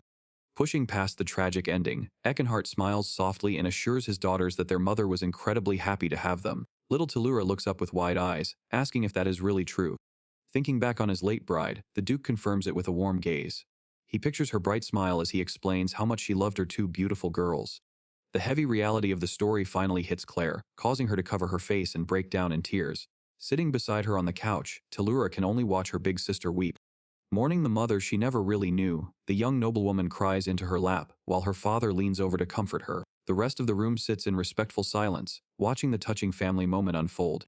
Sniffling through her tears, Claire slowly manages to pull herself together. She formally apologizes to her dad for recklessly demanding an arranged marriage when she was just a grieving toddler. The tough Duke brushes off the apology, reminding her that she was just an innocent kid obsessed with their legendary founder. Finally calming down, the young woman gives him a grateful smile. With the emotional baggage cleared, Claire suddenly shifts gears and asks if they can just cancel the arranged marriage altogether. Squeezing her hands together nervously, she stammers as she builds up the courage to declare what she actually wants. Taking a deep breath, the blushing noblewoman firmly declares that she wants to choose a partner for herself. The room falls dead silent for a brief moment before little Tilura eagerly throws her hand in the air. Jumping into the conversation, the energetic kid shouts that she wants to make her own choices too. Wiping a bead of sweat from his forehead, the stressed-out butler breathes a heavy sigh of relief. He happily agrees to the change of plans, promising to send out the official rejection letters right away. Looking over at his eldest daughter, the burly duke gives a proud smile. He admits that he originally planned to teach her how to deal with suitors, but seeing the fine young woman she has become, he knows she doesn't need his lessons anymore. Caught off guard by the strange parenting strategy, the flustered noblewoman nervously stammers a response.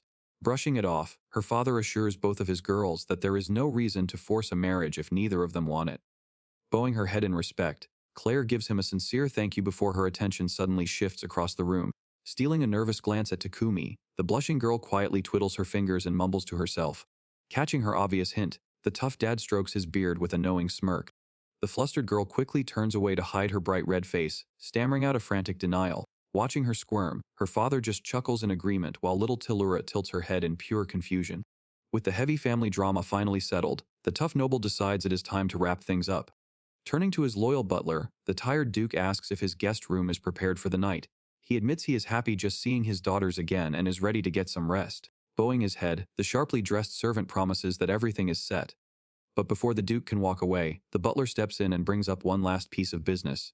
He respectfully points out they still need to discuss a proper reward for Takumi. Hearing his name drop, our MC breaks a nervous sweat and braces himself.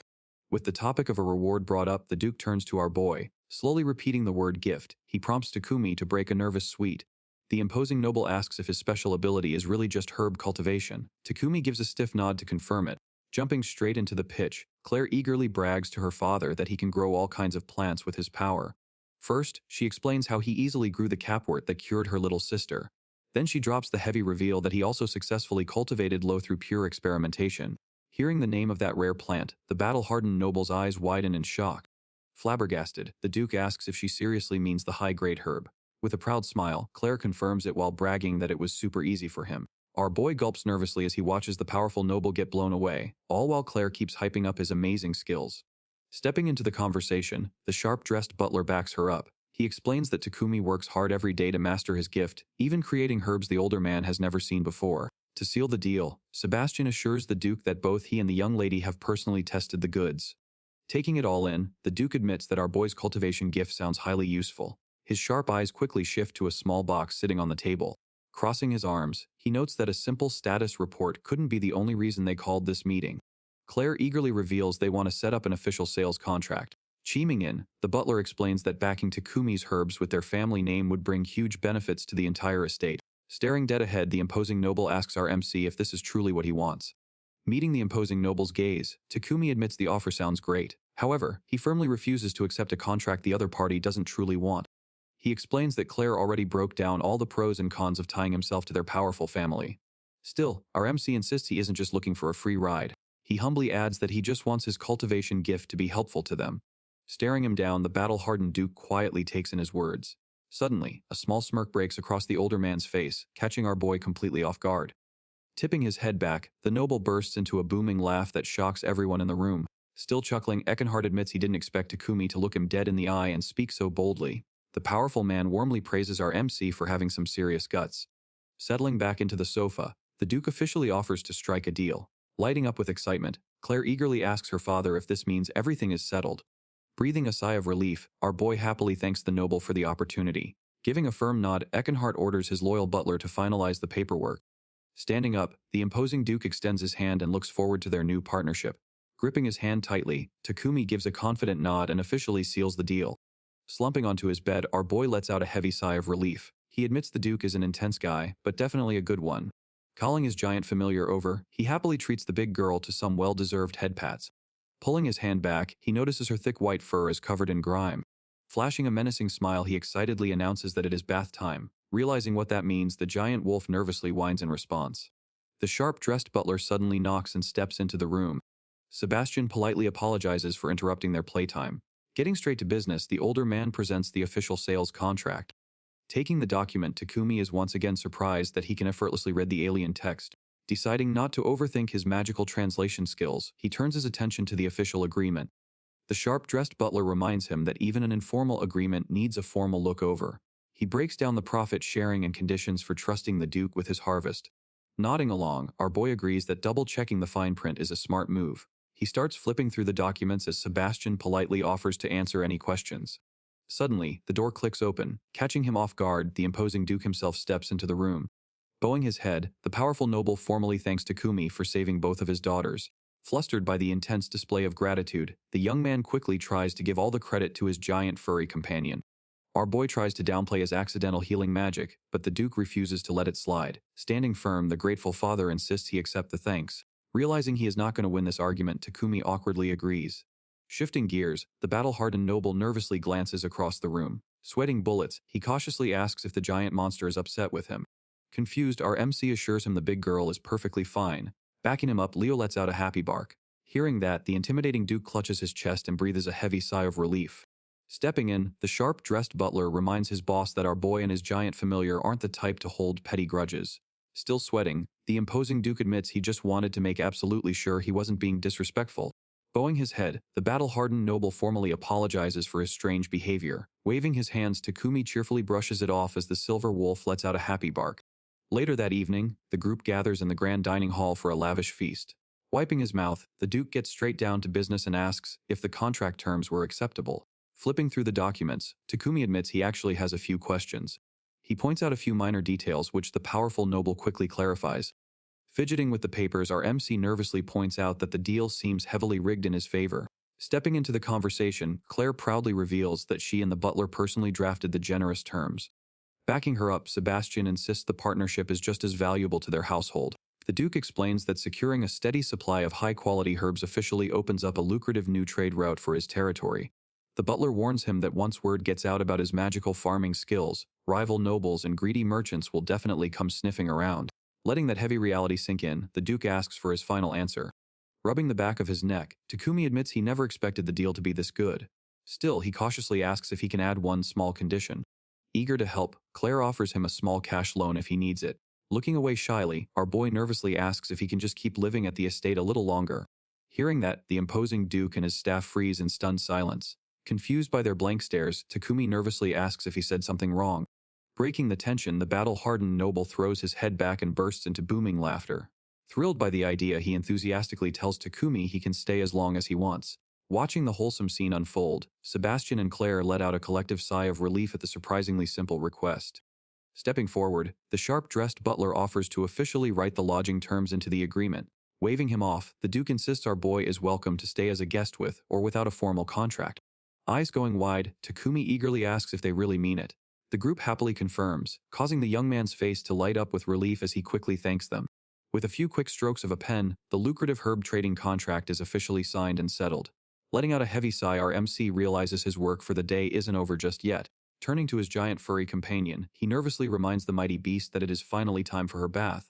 That's it for today, guys! If you made it to the end, comment Leo so I know you're real ones. Don't forget to like and subscribe, it really helps the channel grow. Until then, keep on cooking.